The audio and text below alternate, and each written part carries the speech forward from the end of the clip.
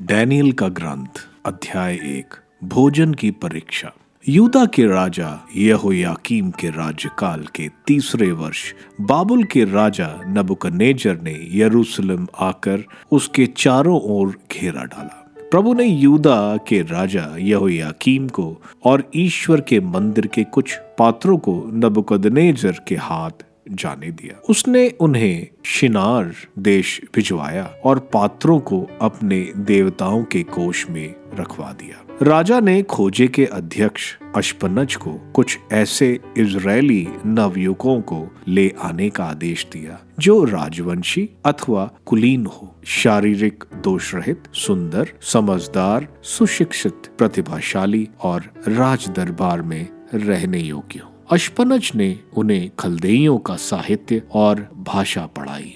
राजा ने राजकीय भोजन और अंगूरी में से उनके लिए खाने पीने का दैनिक प्रबंध किया। उन्हें 3 वर्ष का प्रशिक्षण दिया जाने वाला था और उसके बाद वे राजा की सेवा में नियुक्त किए जाने वाले थे। उनमें यूदावंशी डैनियल, हनन्याह और मिशाएल और उजरिया थे। खोजे के अध्यक्ष ने उन्हें यह नए नाम दिए। उसने डैनियल को बेल्टाजर, हनन्याह को शद्रक, मिशाएल को मेशक और अजरिया को अबेदनागो कहा। डैनियल ने निश्चय किया कि वह राजकीय भोजन और अंगूरी खा पीकर अपने को अशुद्ध नहीं करेगा, और उसने खोजों के अध्यक्ष से निवेदन किया कि वह उसे उस दूषण से बचाए रखे। ईश्वर की कृपा से खोजों का अध्यक्ष डैनियल के साथ अच्छा और सहानुभूति व्यवहार करता था। उसने डैनियल से कहा, मैं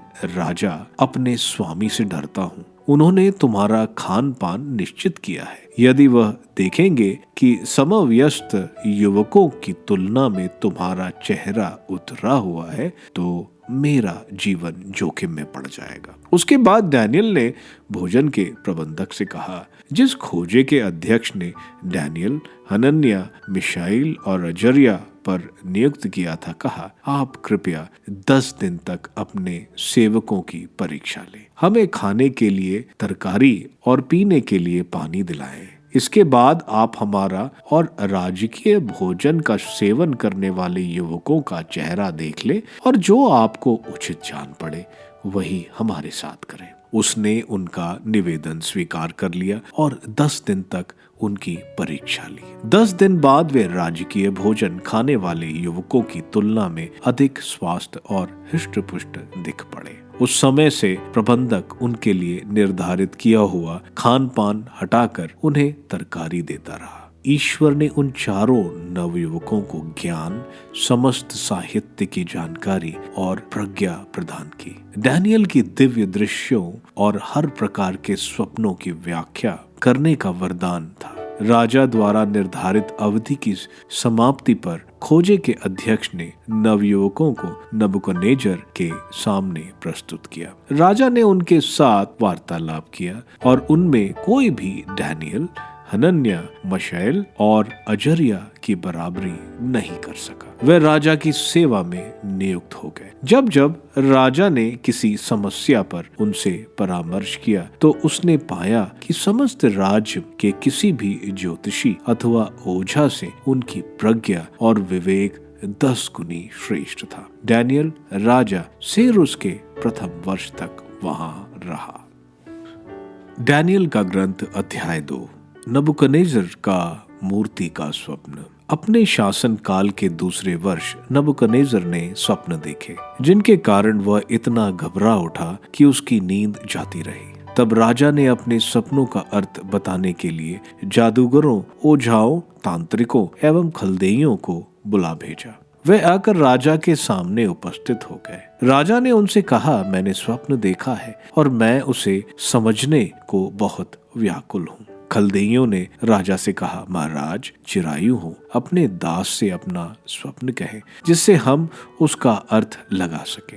राजा ने खलदेइयों को उत्तर दिया, मेरा वचन अटल है। यदि तुम लोग मेरे स्वप्न और उसका अर्थ नहीं बताओगे तो तुम्हारे अंग अंग काट दिए जाएंगे और तुम्हारे घर तबाह कर दिए जाएंगे। किंतु स्वप्न और उसका अर्थ बतला दोगे तो मैं तुम लोगों को उपहार, पुरस्कार तथा भारी सम्मान दूंगा। इसलिए मुझे स्वप्न और उसका अर्थ बताओ। उन लोगों ने फिर निवेदन किया, महाराज, अपने दासों को यह बताएं कि स्वप्न क्या है, तो हम लोग उसका अर्थ लगाएंगे। राजा ने उत्तर दिया, यह स्पष्ट है कि तुम लोग टाल मटोल कर रहे हो, क्योंकि तुम जानते हो कि मेरा वचन अटल है। यदि तुम मेरे स्वप्न का अर्थ मुझे नहीं बताओगे तो तुम्हारा प्राणदंड निश्चित है। तुम लोगों ने तब तक के लिए मुझसे झूठ और मिथ्या बातें कहने का समझौता कर लिया है जब तक कि समय ना बदल जाए। इसलिए पहले मुझे स्वप्न बताओ, जिससे मैं यह जान जाऊंगा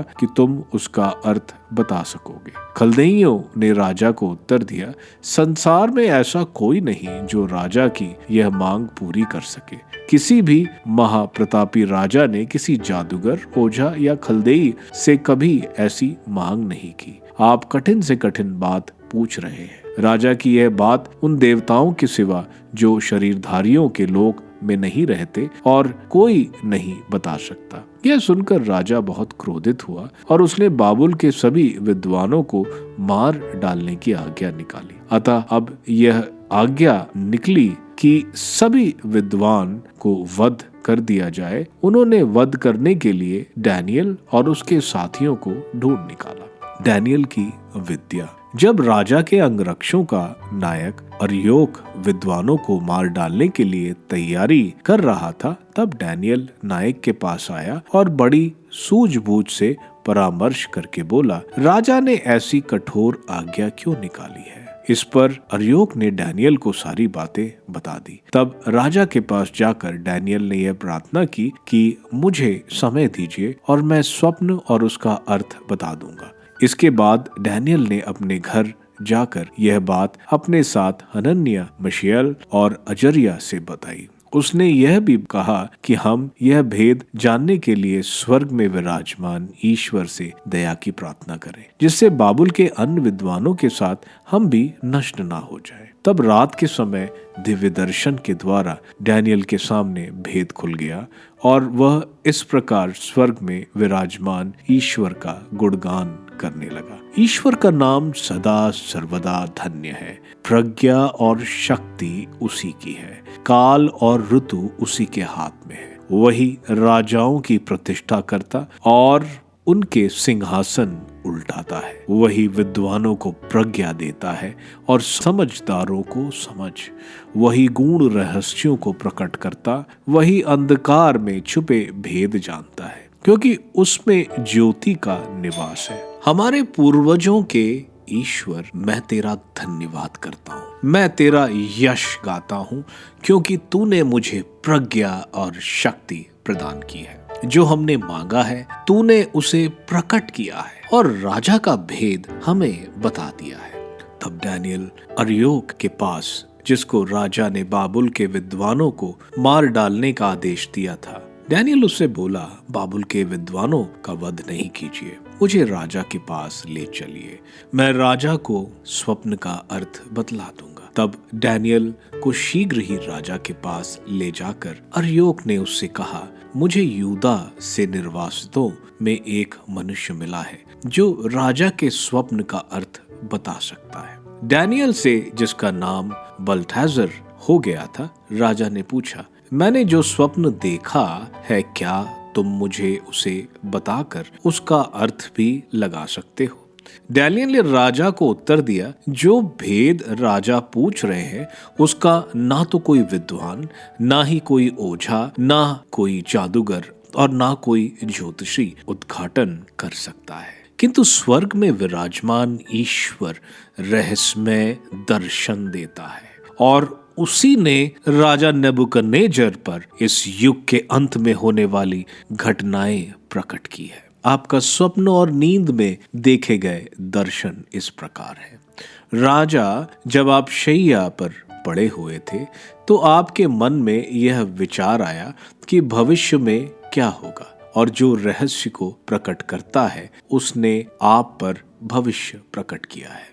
मुझ पर यह रहस्य इसलिए नहीं प्रकट किया गया है कि मैं अन्य प्राणियों से अधिक बुद्धिमान हूँ, बल्कि इसलिए कि मैं राजा को उसका अर्थ बतलाकर आपके मन के विचारों को समझा दूं। राजा, आपने यह दिव्य दृश्य देखा। एक विशाल, दैदीप्यमान और भीषण मूर्ति आपके सामने खड़ी थी। उस मूर्ति का सिर सोने का था, उसकी छाती और भुजाएं चांदी की थी, उसका पेट और कमर पीतल की, उसकी जांघें लोहे की और उसके पैर अशत लोहे के और अशत मिट्टी के थे। आप उसे देख ही रहे थे कि एक पत्थर अचानक अपने आप गिरा, उस मूर्ति के लोहे और मिट्टी के पैर पर लग गया और उसने उनके टुकड़े टुकड़े कर डाले। उसी समय लोहा, मिट्टी, पीतल, चांदी और सोना सब चूर चूर होकर ग्रीष्म ऋतु की भूसी की तरह पवन द्वारा उड़ा लिया गया और उसका कुछ भी शेष नहीं रहा।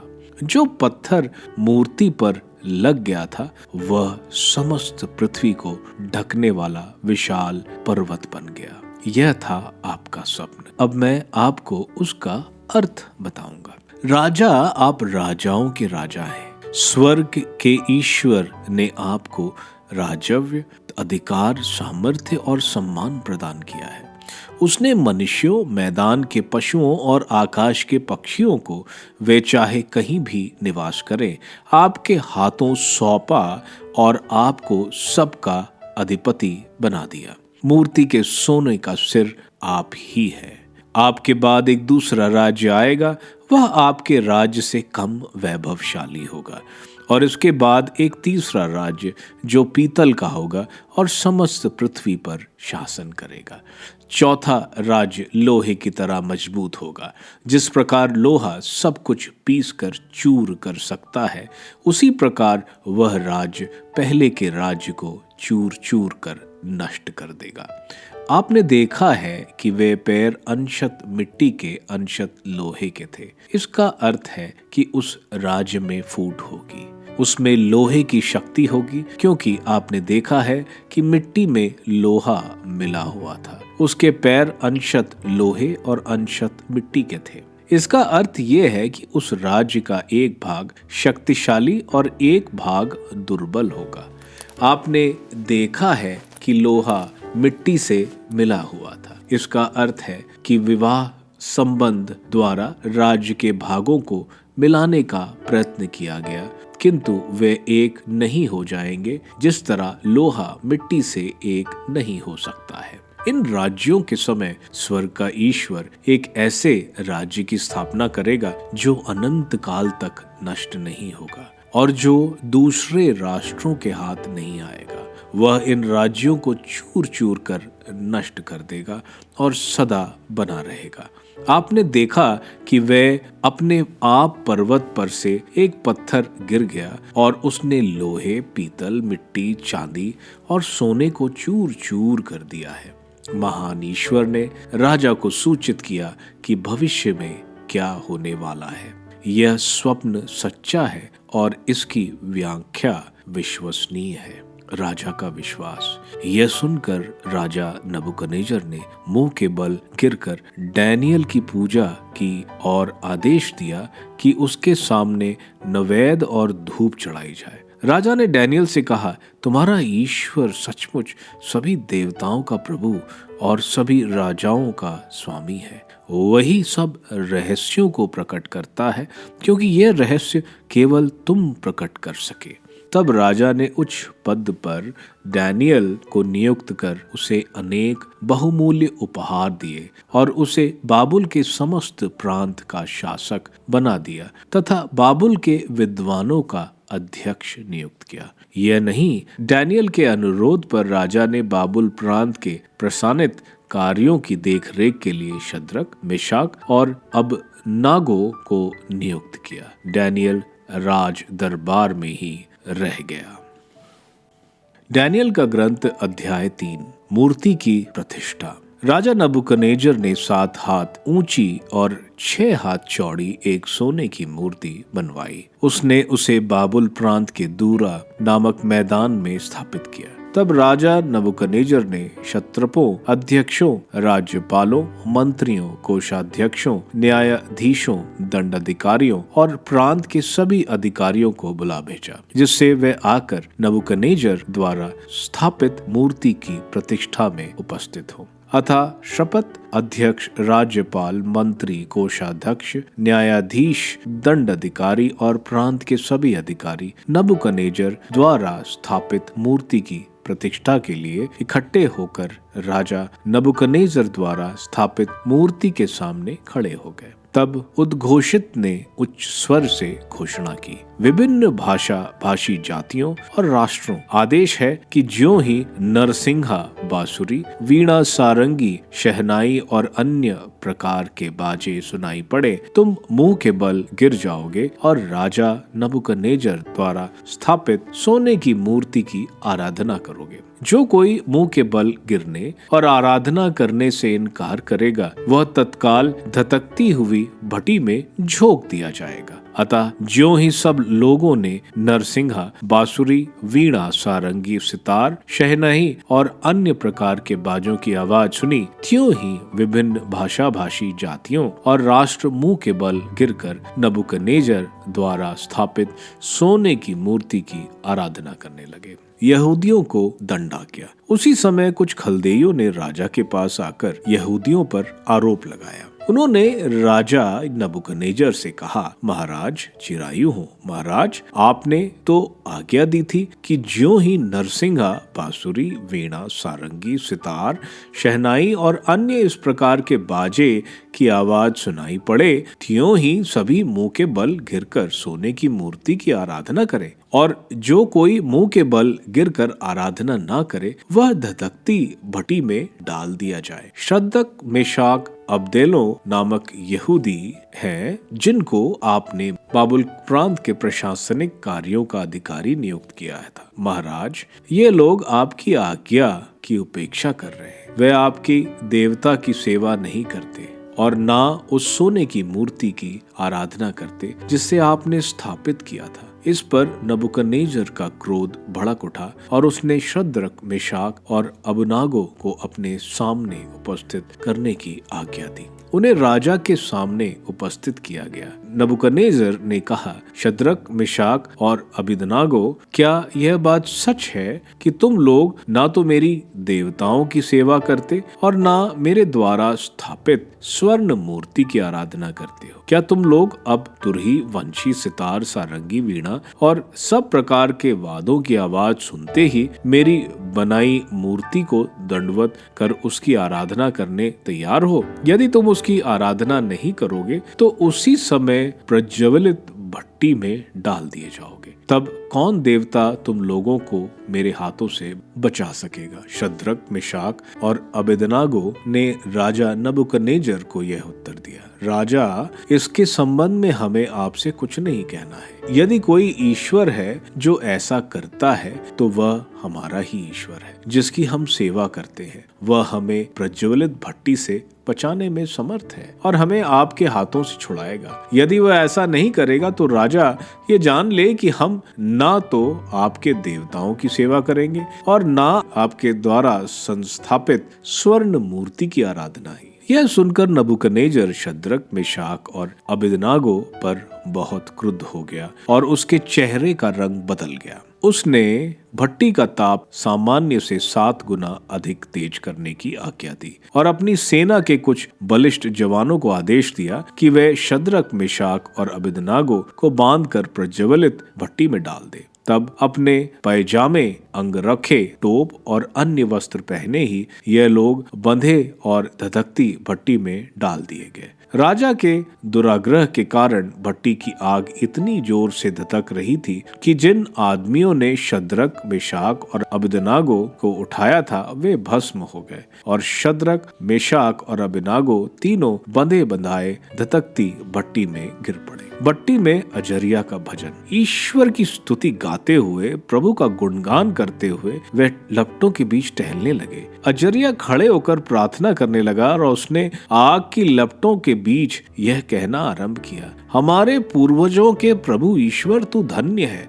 सदा सर्वदा प्रशंसनीय, महिमामय और सर्वोच्च। तूने हमारे साथ जो कुछ किया और तूने न्याय के अनुसार किया। तेरी प्रतिज्ञाएं पूरी हो जाती हैं। तेरे मार्ग सीधे हैं और तेरे विचार उचित होते हैं। हमारे पूर्वजों के पावन नगर यरूशलेम पर हम पर जो विपत्तियां तूने पहुंचाई हैं वे न्याय संगत है, क्योंकि हमने पाप किया है। हमारे अपने पापों के अनुसार तूने हमारे साथ उचित व्यवहार किया है, क्योंकि हमने पाप किया है, तुझे त्याग कर कुकर्म किया है और हर तरह के अपराध किए। हमने तेरी आज्ञाओं पर ध्यान नहीं दिया, ना उनका पालन ही किया और ना तेरे आदेश अनुसार अपने हित के लिए काम किए। हम पर जो घोर विपदा तूने ढा दी है और हमारे साथ जो कुछ किया है यह सही और न्याय संगत है। तूने हमें ऐसे शत्रुओं के हाथ सौंप दिया है जो अन्यायी और अधर्मी है, ऐसे दुष्ट राजा के हाथों जो सबसे अन्यायी है।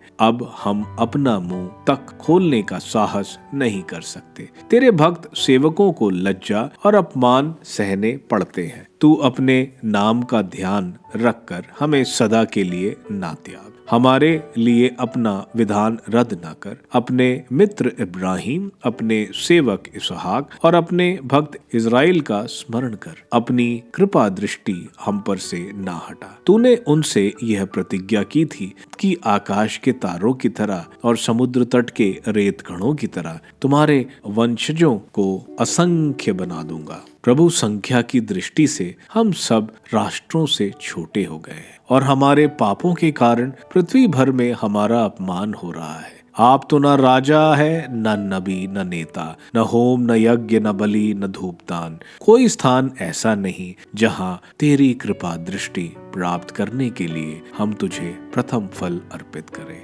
हमारा पश्चातापी हृदय और हमारा विनम्र मन मेढ़ों, सांडों और हजारों पुष्ट भेड़ों की बलि जैसा तुझे ग्रहस्य हो। आज तेरे लिए यही हमारा बलिदान हो। ऐसा कर कि हम पूर्ण रूप से तेरे मार्ग पर चलें, क्योंकि तुझ पर भरोसा रखने वाले कभी निराश नहीं होते। अब हम ये दृढ़ संकल्प करते हैं कि हम तेरे मार्ग पर चलेंगे, तुझ पर श्रद्धा रखेंगे और तेरे दर्शनों की कामना करते रहेंगे। बल्कि हम पर भी अपनी सहनशीलता तथा महती दया प्रदर्शित कर। प्रभु, अपने अपूर्व कार्यों द्वारा हमारी रक्षा कर और अपने नाम को महिमान्वित कर। जो तेरे सेवकों का बुरा करते हैं वे सब लज्जित हो। वे कितने ही शक्तिशाली क्यों ना हो, वे निराश हो जाएं और उनकी शक्ति टूट जाए। वे जान जाएं कि प्रभु तू ही एक अनन्य ईश्वर है और तेरी महिमा सारी पृथ्वी पर व्याप्त है। इस बीच राजा के नौकर, जिन्होंने उन्हें भट्टी में डाल दिया था, भट्टी में तेल, डामर और सन के रेशे और ईंधन झोंक रहे थे। आग की लपटें भट्टी से 49 हाथ ऊपर उठ रही थी और उन्होंने फैलकर आसपास खड़े खलदेइयों को भस्म कर दिया। किंतु अजर्या और उसके साथियों के साथ प्रभु का दूत भी भट्टी में उतर आया। उसने आग की लपटें बाहर की ओर से चला दी और भट्टी के बीचों बीच एक ठंडी हवा भर दी, जैसे ओस भरी भोर में चलती है। इसलिए आग उन्हें छू तक नहीं पाई, न ही उन्हें कोई हानि या कष्ट हुआ। 3 युवकों का भजन। तब वे तीनों एक स्वर से भट्टी में ही ईश्वर की महिमा और स्तुति इस प्रकार गाने लगे। हमारे पूर्वजों के प्रभु ईश्वर, तू धन्य है, सदा सर्वदा प्रशंसीय, महिमामय और सर्वोच्च। तेरा महिमान्वित पवित्र नाम धन्य है, सदा सर्वदा प्रशंसनीय, महिमामय और सर्वोच्च। तू अपने महिमान्वित पवित्र मंदिर में धन्य है, सदा सर्वदा प्रशंसनीय, महिमामय और सर्वोच्च। तू अपने राज्य के सिंहासन पर धन्य है, सदा सर्वदा प्रशंसनीय, महिमान्वित और सर्वोच्च। तू महाग्रथ की थाल लेता और केरूबों पर विराजमान है। तू धन्य है, सदा सर्वदा प्रशंसनीय, महिमान्वित और सर्वोच्च। स्वर्ग में विराजमान प्रभु, तू धन्य है, सदा सर्वदा प्रशंसनीय, महिमामय और सर्वोच्च। प्रभु की समस्त कृतियां प्रभु को धन्य कहो, उसकी स्तुति करो और सदा सर्वदा उसकी महिमा गाओ। प्रभु के दूतों, प्रभु को धन्य कहो। आकाश प्रभु को धन्य कहो। आकाश के ऊपर के जल प्रभु को धन्य कहो। विश्वमंडल प्रभु को धन्य कहो। सूर्य और चंद्रमा प्रभु को धन्य कहो। आकाश के तारा मंडल प्रभु को धन्य कहो। वर्षा और ओस तुम दोनों प्रभु को धन्य कहो। पवनों तुम सब प्रभु को धन्य कहो। अग्नि और ताप प्रभु को धन्य कहो। शीत और ग्रीष्म प्रभु को धन्य कहो। ओस और तुषार प्रभु को धन्य कहो। ठंड और पाले प्रभु को धन्य कहो। बर्फ और हिमपात प्रभु को धन्य कहो। रात और दिन प्रभु को धन्य कहो। प्रकाश और अंधकार प्रभु को धन्य कहो। बिजली और बादलों प्रभु की स्तुति करो। पृथ्वी प्रभु को धन्य कहे, उसकी स्तुति करे और सदा सर्वदा उसकी महिमा गाए। पर्वतों और पहाड़ियों प्रभु को धन्य कहो। पृथ्वी के सब वनस्पतियों प्रभु को धन्य कहो। झरनों प्रभु को धन्य कहो। समुद्रों और नदियों प्रभु को धन्य कहो। मकर और जलचर गण प्रभु को धन्य कहो। आकाश के समस्त पक्षियों प्रभु को धन्य कहो। सब बनेले और पालतू पशुओं प्रभु को धन्य कहो। मनुष्य की संतति प्रभु को धन्य कहो। इज़राइल प्रभु को धन्य कहो। उसकी स्तुति करो और सदा सर्वदा उसकी महिमा गाओ। प्रभु के याजकों प्रभु को धन्य कहो। प्रभु के सेवकों प्रभु को धन्य कहो। धर्मियों की आत्माओं प्रभु को धन्य कहो। संतों और हृदय के दीन लोगों प्रभु को धन्य कहो।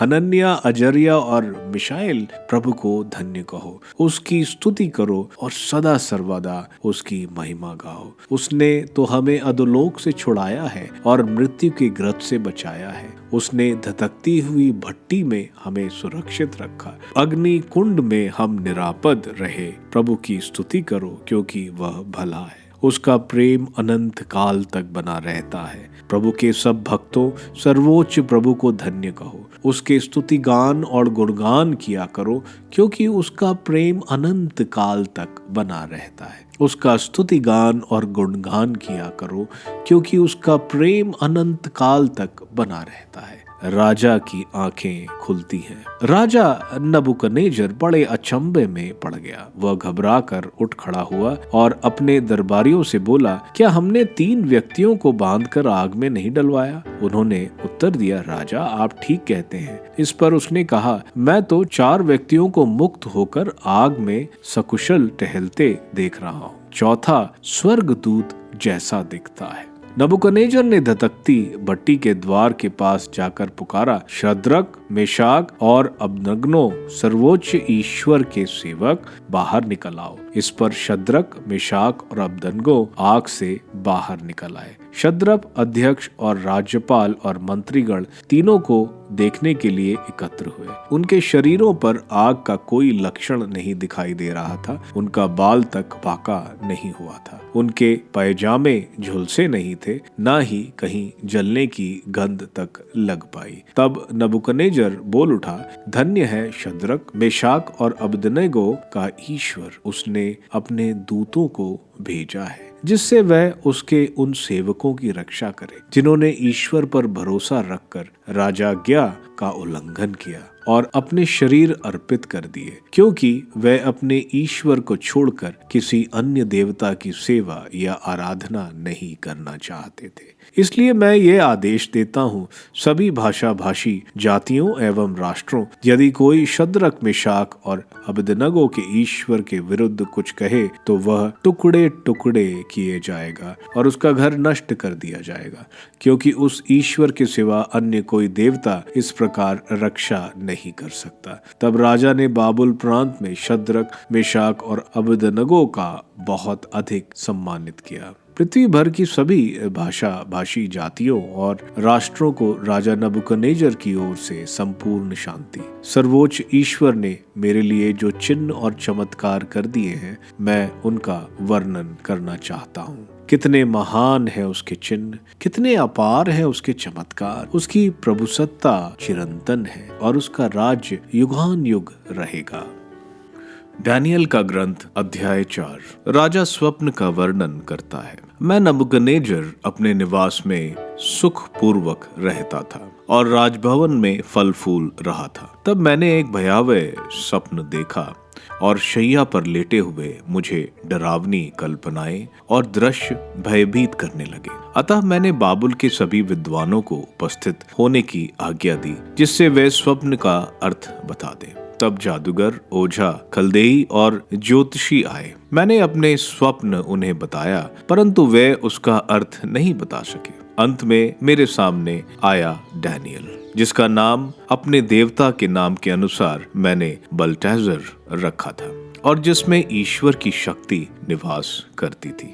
उसको अपना स्वप्न बताने के पहले मैंने उससे कहा, जादूगरों के सरताज बल्टेजर, मैं जानता हूँ कि तुम में ईश्वर की शक्ति निवास करती है और तुम सभी रहस्य समझते हो। तुम मेरे स्वप्न सुनो और उसका अर्थ बताओ। जब मैं शैया पर था तो मुझे यह स्वप्न दिखाई पड़ा। पृथ्वी के बीचों बीच एक विशाल वृक्ष खड़ा था। वृक्ष बढ़ता और सबल होता गया। उसकी चोटी आकाश छू रही थी और वह पृथ्वी के छोर तक दिखाई दे रहा था। उसकी पत्तियां सुंदर थीं और उसमें प्रचुर फल थे। सब प्राणी उसका फल खाकर तृप्त हो जाते थे। वन के पशु उसकी छाया में विश्राम करने आते, पक्षी उसकी डालियों में निवास करते थे। उससे सभी प्राणियों का भरण पोषण होता था। शैया पर लेटे लेटे मैंने और भी दिव्य दृश्य देखे। मेरे देखते देखते एक रक्षक, एक स्वर्गिक प्राणी स्वर्ग से उतरा। वह चिल्ला उठा, वृक्ष काट डालो और उसकी डालें काट दो, उसकी पत्तियां झाड़ दो और उसके फल बिखेर दो। उसके नीचे में पशुओं और उसकी डालों से पक्षियों को भाग जाने दो। तना हो तो जड़ सहित रहने दो। तने पर लोहे और कांसे की जंजीर बांधो और खेत की हरी घास के बीच रहने दो। वह ओस से भीग जाए और उसे पक्षियों के साथ घास का हिस्सा मिले। उसका मानव मन नष्ट हो जाए और उसे पशु का मन प्राप्त हो। 7 वर्षों तक ऐसा ही रहे। यह दंड रक्षकों ने निश्चित किया है। वह पवित्र प्रहरियों का वचन है। यह इसलिए है कि जीवलोक के प्राणी जान जाएं कि मनुष्यों के राज पर सर्वोच्च ईश्वर का अधिकार है और जिसे वह चाहे उसे देता है। वह उसे दीन से दीन को दे सकता है। मैं नबूकदनेस्सर ने यह स्वप्न देखा। बल्टेजर, अब तुम उसका अर्थ बताओ, क्योंकि मेरे राज्य के सभी विद्वानों में एक भी मुझे उसका अर्थ नहीं बता सका, किंतु तुम में ईश्वर की शक्ति निवास करती है। तुम उसे बताने में समर्थ हो। डैनियल स्वप्न का अर्थ बताता है। यह सुनकर डैनियल, जो बल्टेजर कहलाता था, कुछ देर तक स्तंभ रह गया और मन में भयभीत हो उठा। तब राजा ने कहा, बल्टेजर, तुम स्वप्न और उसके अर्थ से न डरो। बल्टेजर ने उत्तर दिया, काश वह स्वप्न आपके शत्रुओं के लिए होता और उसका अर्थ आपके बहरियों पर लागू होता। आपने एक ऐसा वृक्ष देखा जो बढ़ता और सबल होता गया और जिसका सिरा आकाश छू रहा था और जो पृथ्वी के छोर से दिखाई दे रहा था, जिसकी मनोहर पत्तियां और प्रचुर फल थे और जिसे सब लोग खा सकते थे, जिसकी छाया में वन के पशु शरण लेते थे और जिसकी डालियों में पक्षी बसते थे। वह वृक्ष आप ही हैं महाराज।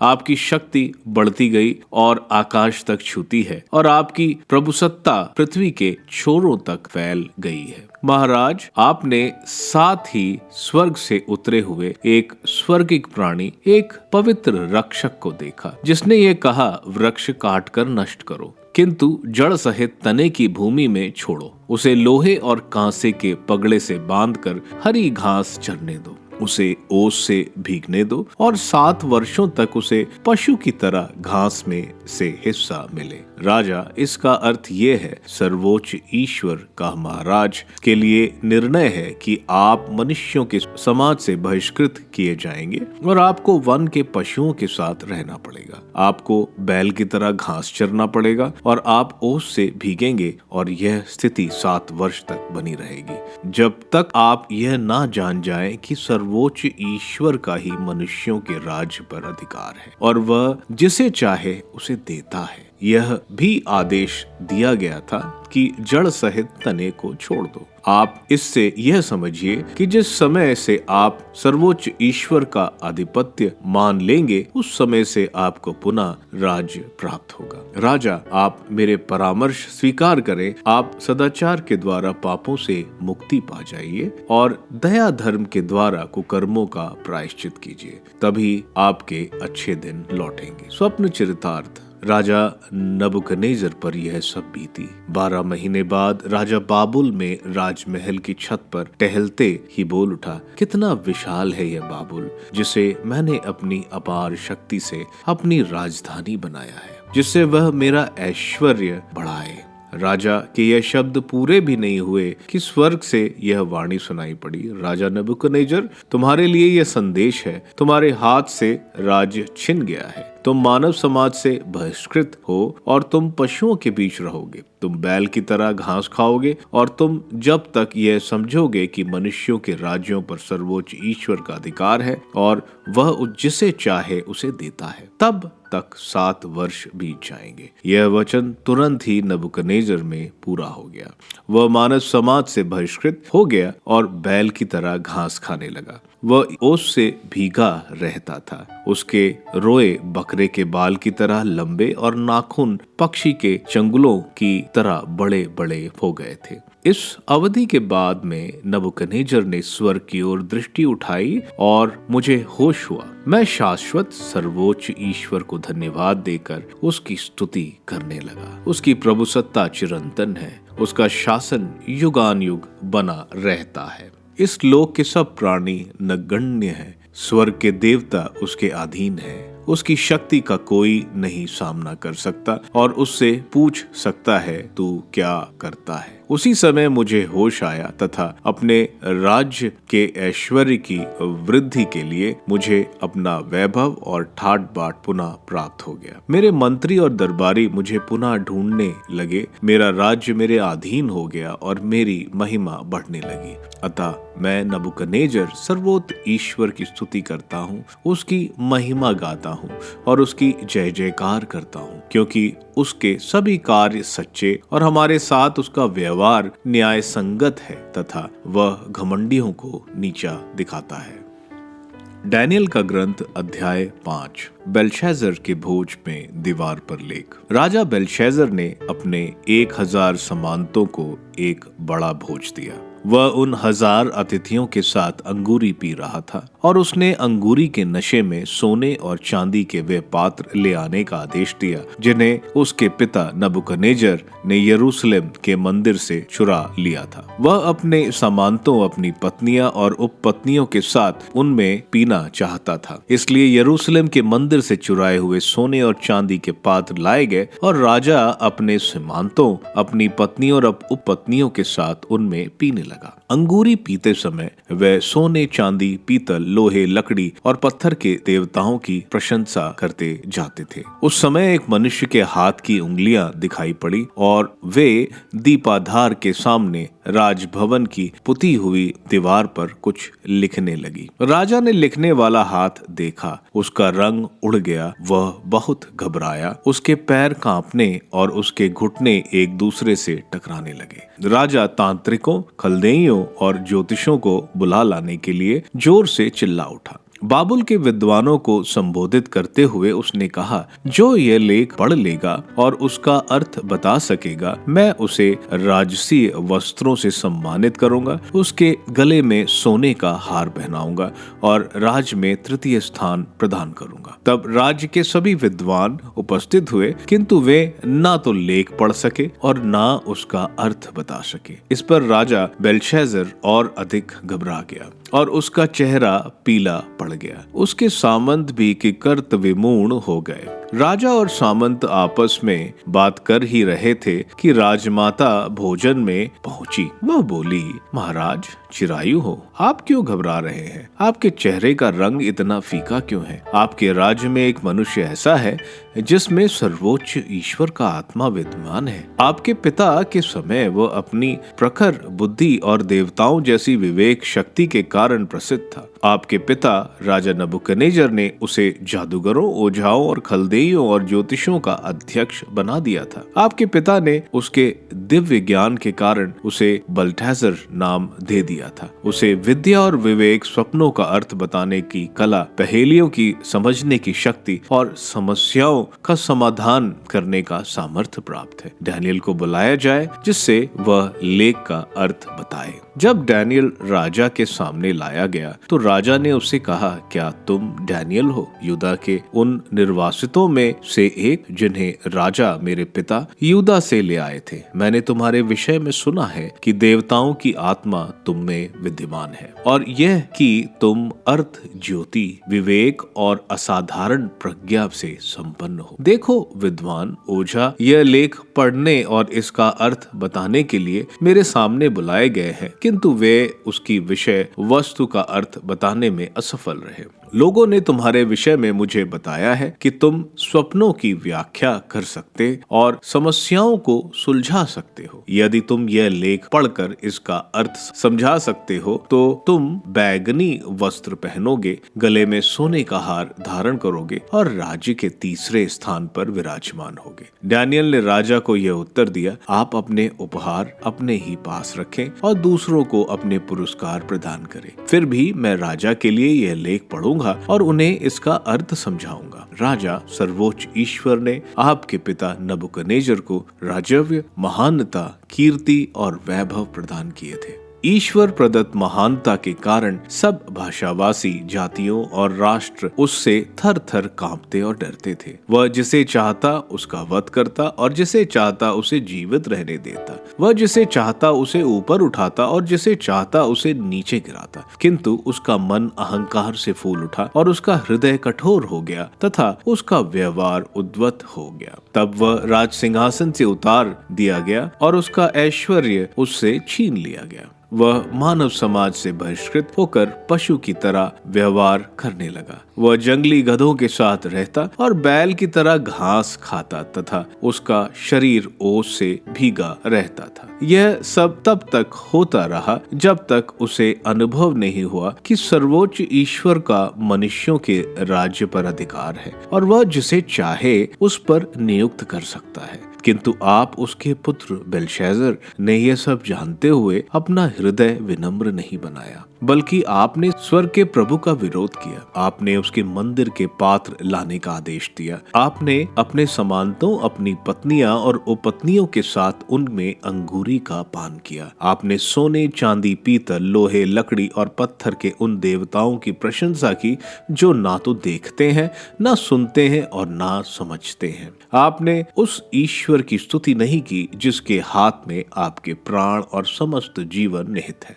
इसलिए उसने यह हाथ भेजकर यह लिखवाया। यह लेख इस प्रकार है, मने मने तकैल और फरसीन। इन शब्दों का अर्थ इस प्रकार है, मने ईश्वर के आपके राज्य के दिनों की गिनती की और उसे समाप्त कर दिया। तकैल, आप तराजू पर तौले गए और आपका वजन कम पाया गया। फरसीन, आपका राज्य विभाजित होकर मेदियों और फरसियों को दे दिया गया है। तब बेल्शास्सर की आज्ञा से डैनियल पर राजश्री वस्त्र पहनाए गए, उसके गले में सोने का हार डाला गया और उसके विषय में यह घोषणा कराएगी कि उसका पद राज्य में तीसरे शासक का होगा। उसी रात को खलदेइयों के राजा बेल्शास्सर की हत्या हो गई और मेदी राजा दारा को राज्य मिल गया जो तब 62 वर्ष का था।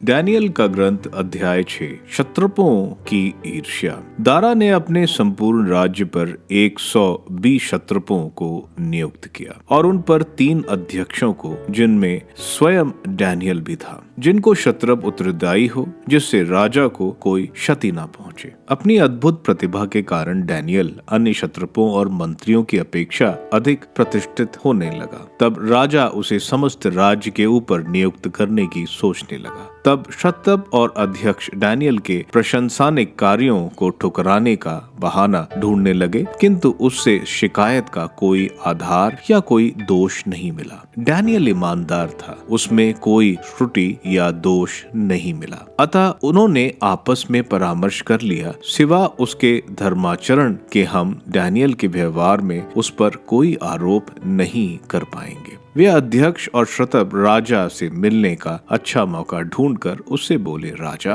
दारा चिराई हूँ। आपके राज्य के मंत्री, अध्यक्ष और श्रतब दरबारी और राज्यपाल इस पर एकमत हैं कि आप एक आदेश और निषेधाज्ञा लागू करें कि अगले 30 दिनों के अंदर यदि कोई महाराज के अतिरिक्त किसी अन्य देवता अथवा मनुष्य की प्रार्थना करे तो महाराज आप उसे सिंहों के खड्ड में डाल देंगे। राजा यह निषेधाज्ञा तुरंत लागू कर उसके प्रलेख पर हस्ताक्षर कर दें, जिससे कि वह अटल बने, मेदियों और फरसियों की विधियों की तरह जो रद्द नहीं की जा सकती उसे भी नहीं बदला जा सकता। अतः राजा दारा ने प्रलेख और निषेधाज्ञा पर हस्ताक्षर कर उसे जारी कर दिया। डैनियल की प्रार्थना। जब डैनियल को पता चला कि निषेधाज्ञा पर हस्ताक्षर हो चुके हैं तो वह अपने घर चला गया। वहां अपने कोठे में यरूशलेम की ओर खुलने वाली खिड़कियां थीं। वहां अपने रिवाज के अनुसार वह प्रतिदिन 3 बार घुटनों के बल अपने ईश्वर को धन्यवाद की प्रार्थना पढ़ता था। कुछ लोगों ने डैनियल के यहाँ पहुँचने पर उसे अपने ईश्वर से प्रार्थना और अनुनय विनय करते पाया। वे राजा से मिलने गए और उसे राजकीय निषेधाज्ञा का स्मरण दिलाते हुए बोले, राजा, क्या आपने यह निषेधाज्ञा नहीं निकाली कि 30 दिन तक जो कोई आपको छोड़कर किसी भी देवता अथवा मनुष्य से प्रार्थना करेगा वह सिंहों के खंड में डाल दिया जाएगा? राजा ने उत्तर दिया, यह मेदिया और फरसियों के अपरिवर्तनीय कानून के अनुसार सुनिश्चित है। इस पर उन्होंने राजा से कहा, डैनियल यूदा के निर्वासितों में से एक है, आपके द्वारा घोषित निषेधाज्ञा की परवाह नहीं करता। वह दिन में 3 बार अपने ईश्वर से प्रार्थना करता है। राजा को यह सुनकर बहुत दुख हुआ। उसने डैनियल को बचाने का निश्चय किया और सूर्यास्त तक कोई रास्ता खोज निकालने का प्रयास किया, किंतु उन लोगों ने यह कहते हुए राजा से अनुरोध किया, राजा, स्मरण रखिए कि मेदियों और फरसियों के कानून के अनुसार राजा द्वारा घोषित कोई भी निषेधाज्ञा अथवा आदेश अपरिवर्तनीय है। सिंहों के खड्ड में डैनियल सुरक्षित। इस पर राजा ने डैनियल को ले आने और सिंहों के खड्ड में डालने का आदेश दिया। उसने डैनियल से कहा, तुम्हारा ईश्वर जिसकी तुम निरंतर सेवा करते हो तुम्हारी रक्षा करे। एक पत्थर खड्ड के द्वार पर रख गया और राजा ने उस पर अपनी अंगूठी और अपने सामंतों की अंगूठी की मोहर लगाई, जिससे कोई भी डैनियल के पक्ष में हस्तक्षेप ना कर सके। इसके बाद राजा अपने महल चला गया। उसने उस रात को अनशन किया और अपनी उपपत्नियों को नहीं बुलाया। उसे नींद नहीं आई और वह सवेरे पांव फटते ही उठा और सिंहों के खड्ड की ओर जल्दी जल्दी चल पड़ा। खड्ड के निकट आकर उसने दुख भरी आवाज से डैनियल को पुकार कर कहा, डैनियल, जीवंत ईश्वर के सेवक, तुम जिस ईश्वर की निरंतर सेवा करते हो, क्या वह तुमको सिंहों से बचा सका? डैनियल ने राजा को उत्तर दिया, राजा, आप सदा जीते रहें। मेरे ईश्वर ने अपने दूत भेजकर सिंहों के मुंह बंद कर दिए। उन्होंने मेरी कोई हानि नहीं की, क्योंकि मैं ईश्वर की दृष्टि में निर्दोष था। राजा, मैंने आपके विरुद्ध भी कोई अपराध नहीं किया। राजा आनंदित हो उठा और उसने डैनियल को खड्ड से बाहर निकालने का आदेश दिया। इस पर डैनियल को खड्ड से बाहर निकाला गया। उसके शरीर पर कोई घाव नहीं था, क्योंकि उसने अपने ईश्वर पर भरोसा रखा था। जिन लोगों ने डैनियल पर अभियोग लगाया था, राजा ने उन्हें बुलाया, उन्हें बुला भेजा और उनको अपने पुत्रों तथा पत्नियों के साथ सिंहों के खड्ड में डाल देने का आदेश दिया। वे खड्ड के फर्श तक भी नहीं पहुंचे थे कि सिंहों ने उन पर टूटकर उनकी सब हड्डियां तोड़ डाली। राजा का विश्वास। इसके बाद राजा ने पृथ्वी भर के लोगों, राष्ट्रों और भाषा भाषियों को लिखा, आप लोगों को शांति मिले। मेरा राजाज्ञा ये है कि मेरे राज्य के समस्त क्षेत्र के लोग डैनियल के ईश्वर पर श्रद्धा रखें और उससे डरें, क्योंकि वह सदा बना रहने वाला जीवंत ईश्वर है। उसका राज्य कभी नष्ट नहीं किया जाएगा और उसका प्रभुत्व का कभी अंत नहीं होगा।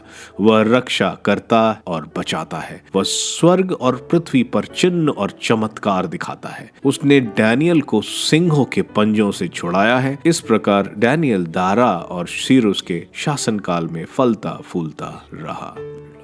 डैनियल का ग्रंथ अध्याय 7, जानवरों का दिव्य दृश्य। बाबुल के राजा बेलशाजर के पहले वर्ष जब डैनियल शैया पर पड़ा हुआ था, उसे एक स्वप्न और मन में कई दृश्य दिखाई दिए। वर्णन के रूप में उसने संक्षेप में यह स्वप्न लिख लिया। डैनियल ने इस प्रकार वर्णन किया, मैंने रात्रि के समय यह दिव्य दृश्य देखा। आकाश की चारों दिशाओं की हवाएं महासमुद्र को उद्वेलित कर रही थीं और उसमें से 4 विशालकाय पशु निकलते थे जो एक दूसरे से भिन्न थे। पहला सिंह जैसा था, किंतु उसके गरुड़ के जैसे पैर थे। मैं देख ही रहा था, उसके पंख उखाड़े गए, उसे उड़ाकर 2 पांवों पर मनुष्य की तरह खड़ा कर दिया गया और उसे मनुष्य जैसा हृदय दिया गया। दूसरा भालू जैसा था, वह आधा ही खड़ा था और वह अपने मुंह में दांतों के बीच 3 पसलियां लिए था। उसे यह आदेश दिया गया, उठो और बहुत सा मांस खाओ। इसके बाद मैंने चीते जैसा एक और पशु देखा। उसकी पीठ पर पक्षियों के 4 डेने थे और उसके 4 सिर थे।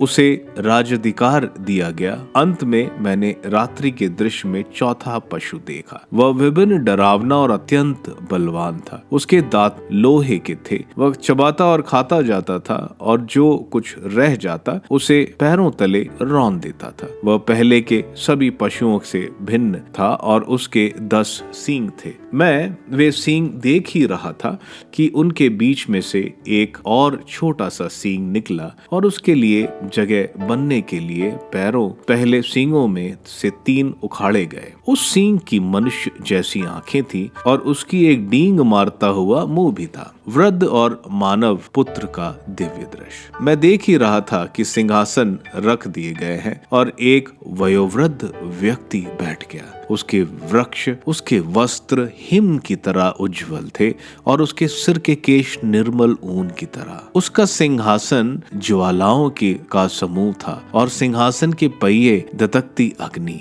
उसके सामने से आग की धारा बह रही थी। सहस्त्रों उसकी सेवा कर रहे थे, लाखों उसके सामने खड़े थे। न्याय की कार्रवाई प्रारंभ हो रही थी और पुस्तकें खोल दी गईं। मैंने देखा कि सींग के डींग मारने के कारण 4था पशु मारा गया। उसकी लाश आग में डाली और जलाई गई। दूसरे पशुओं से भी उनके अधिकार छीन लिए गए, किंतु उन्हें कुछ और समय तक जीवित ही छोड़ दिया गया। तब मैंने रात्रि के दृश्य में देखा कि आकाश के बादलों पर मानव पुत्र जैसा कोई आया। वह वयोवृद्ध के यहाँ पहुंचा और उसके सामने लाया गया। उसे प्रभुत्व, सम्मान तथा राजत्व दिया गया। सभी देश, राष्ट्र और भिन्न भिन्न भाषा भाषी उसकी सेवा करेंगे। उसका प्रभुत्व अनंत है, वह सदा ही बना रहेगा। उसके राज्य का कभी विनाश नहीं होगा।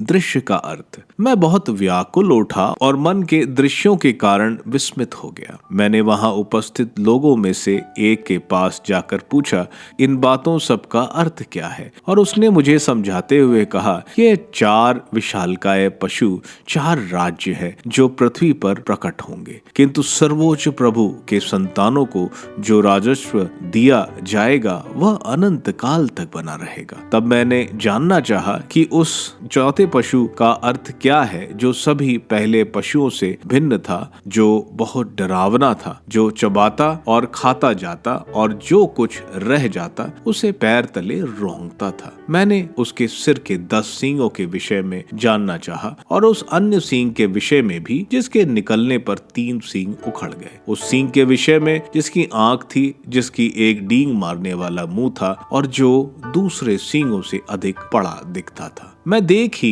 रहा था कि वह सींग संतों से युद्ध कर रहा था और वयोवृद्ध व्यक्ति के सामने तक उन पर प्रबल हो गया था। उसने सर्वोच्च प्रभु के संतों को न्याय दिलाया और वह समय आया जब संतों ने राज्य पर अधिकार प्राप्त कर लिया। उसने मुझसे यह उत्तर दिया, 4था पशु पृथ्वी पर प्रकट होगा, वह 4था राज्य है। वह अन्य सब राज्यों से भिन्न होगा। वह समस्त पृथ्वी को खा जाएगा और पैरों तले रौंद कर चूर चूर कर देगा। वे 10 सींगे इस राज्य के 10 राजा हैं। उनके बाद एक ऐसे राजा का उदय होगा जो पहले के राजाओं से भिन्न होगा और 3 राजाओं को परास्त कर देगा। वो सर्वोच्च प्रभु के विरुद्ध बोलेगा, सर्वोच्च प्रभु के संतों पर अत्याचार करेगा और प्रभु और प्रथाओं में परिवर्तन लाने की योजना तैयार करेगा। संत 3.5 वर्ष तक उसके हाथ में दिए जाएंगे। इसके बाद न्याय की कार्रवाई प्रारंभ होगी।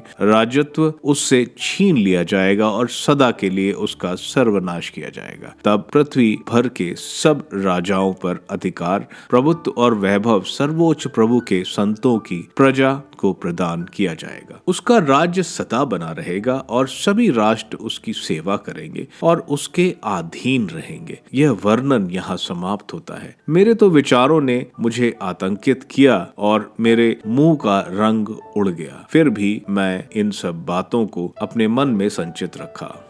डैनियल का ग्रंथ अध्याय 8, मेढ़ा और बकरा। राजा बेलशाइजर के शासनकाल के 3रे वर्ष मुझे डैनियल को पहले दिव्य दृश्य के समान एक दूसरा दिव्य दृश्य दिखाई पड़ा। उस समय मैं एलाम प्रांत की राजधानी सूसा में था। इस दिव्य दृश्य में मैं उलयू नदी के तट पर खड़ा था कि आंखें ऊपर उठाने पर मुझे अपने और पानी के बीच एक 2 सींग वाला मेढ़ दिखाई दिया। दोनों सींग ऊंचे थे, किंतु एक की ऊंचाई दूसरे से अधिक थी और जो अधिक ऊंचा था वह दूसरे के पीछे था। मैंने मेढ़े को पश्चिम, उत्तर और दक्षिण की ओर टक्कर मारते देखा। उसका सामना कोई जानवर नहीं कर सकता, नहीं उसकी शक्ति से कोई भी बच सका। वह जो चाहता वही करता और बल का प्रदर्शन करता। मैं इस पर सोच ही रहा था कि सारी धरती की सतह पर से होता हुआ पश्चिम से एक बकरा आ पहुंचा। बकरे की आंख के बीचों बीच एक बहुत लंबा सींग था। मैंने जो 2 सींग वाला मेढ़ा नदी के तट पर देखा था, वह उसके पास आकर भारी क्रोध से उस पर झपटा। मैंने उसे मेढ़े पर आक्रमण करते देखा। उसने बड़े क्रोध से मेढ़े पर टक्कर मारी, जिससे मेढ़े के दोनों सींग टूट गए। मेढ़े में उसका सामना करने की शक्ति नहीं रह गई। बकरे ने उसे जमीन पर पटक दिया और उसे रौंद डाला। मेढ़े को बचाने वाला कोई नहीं था। इसके बाद बकरे ने अपनी शक्ति का विस्मयजनक प्रदर्शन किया, किंतु जब वह अपनी शक्ति की चरम सीमा पर पहुंचा, उसका बड़ा सींग टूट गया और उसके स्थान पर चारों दिशाओं की ओर संकेत करने वाले 4 विचित्र सींग उग गए। एक सींग से एक छोटा सींग निकला, जो दक्षिण और पूर्व तक महिमा में भूमि की ओर संकेत करते हुए बल प्रदर्शित करने लगा। उसने आगे बढ़ते हुए स्वर्ग की सेना पर चढ़ाई की और उसका एक भाग पटक कर तारामंडल के बड़े भाग को भी गिराया और उसे पद्दलित किया। उसने स्वर्गिक सेना के प्रभु पर भी चढ़ाई की, दैनिक होम बलियां छीन ली और पवित्र मंदिर को ठहाया। स्वर्ग की सेना भी परास्त हो गई और साथ ही अधर्म ने होम बलि का स्थान ले लिया और इस तरह सत्य धूल में मिल गया। यही सींग की विजय थी। तब मैंने न जाने किस स्वर्गिक प्राणी को दूसरे से बोलते सुना, यह कब तक रहेगा? दैनिक होम बलि कब तक बंद होगी? यह विध्वंसकारी अधर्म कब तक बना रहेगा? स्वर्गिक सेना और पवित्र मंदिर और महिमामय भूमि कब तक पद्दलित रहेंगे? उत्तर मिला, जब तक 2300 सांझ और भोर न बीत जाए। उसके बाद पवित्र स्थान की पुनः प्रतिष्ठा होगी। गैब्रियल दृश्य का अर्थ बताता है। यह दिव्य दृश्य देखकर मैं उसके अर्थ समझने का प्रयत्न कर ही रहा था कि एकाएक कोई, जिसकी आकृति मनुष्य जैसी थी, मेरे सामने आकर खड़ा हो गया। उसी समय उलय नदी के उस पार से मनुष्य का स्वर सुनाई पड़ा, गैब्रियल, इस मनुष्य को दिव्य दृश्य का अर्थ बताओ। वह पास आया और उसके पहुंचते ही मैं भयभीत होकर मुंह के बल गिर पड़ा। उसने मुझसे कहा, मानव पुत्र, समझ लो कि यह दिव्य दृश्य अंतिम युग के विषय में है। वह मुझसे बोल ही रहा था कि मैं बेहोश होकर जमीन पर गिर पड़ा, परंतु उसने मुझे उठाकर खड़ा कर दिया। उसने मुझसे कहा, देखो, मैं तुमको विपत्ति काल के अंत के विषय में बताऊंगा। ईश्वर ने उसका अंत निर्धारित किया है। जो 2 सींग वाला मेढ़ा तुमने देखा था, उसकी सींग मेदिया और फरास के राजा है। बकरा यूनान का राज्य और आंखों के बीच की सींग उसका पहला राजा है। रहा वो सींग जो टूट गया और जिसकी स्थान पर 4 अन्य सींग निकले। उस राज में से 4 अन्य राज उभरेंगे, किंतु वे कम शक्तिशाली होंगे। इन राज्यों के अंतिम दिनों में जब अधर्म की विजय हो गई है, एक राजा का उदय होगा, कठोर मुंह एवं तीक्ष्ण बुद्धि वाला। वह महाप्रतापी राजा होगा और घोर विनाश करेगा। वह अपने हर काम में विजयी होगा। वह शक्तिशाली नेताओं को परास्त करेगा और पवित्र प्रजा को सताएगा। वह अपनी धूर्तता से सब कपटपूर्ण कार्यों में सफल होगा। उसका हृदय घमंडी हो जाएगा और वह बहुतों का अचानक विनाश कर डालेगा। वह स्वर्ग के प्रभु पर भी धावा बोल देगा, किंतु वह अंत में बिना किसी के हाथ लगाए ही टूट जाएगा। भोरों और सांझों का जो तुमने दिव्य दृश्य देखा है और जिसका अर्थ मैं बता चुका हूँ, वह सत्य है, किंतु तुम उसे गुप्त रखोगे, क्योंकि वह बहुत दिनों के बाद घटित होगा। मैं डैनियल तो बहुत दुर्बल होकर कुछ दिनों तक बीमार पड़ा रहा। तब स्वास्थ्य होने पर मैं पुनः राज्यकाज में व्यस्त हो गया, किंतु इस दिव्य दृश्य के कारण मैं अचंभे में पड़ा रहा, क्योंकि यह मेरी समझ में नहीं आया।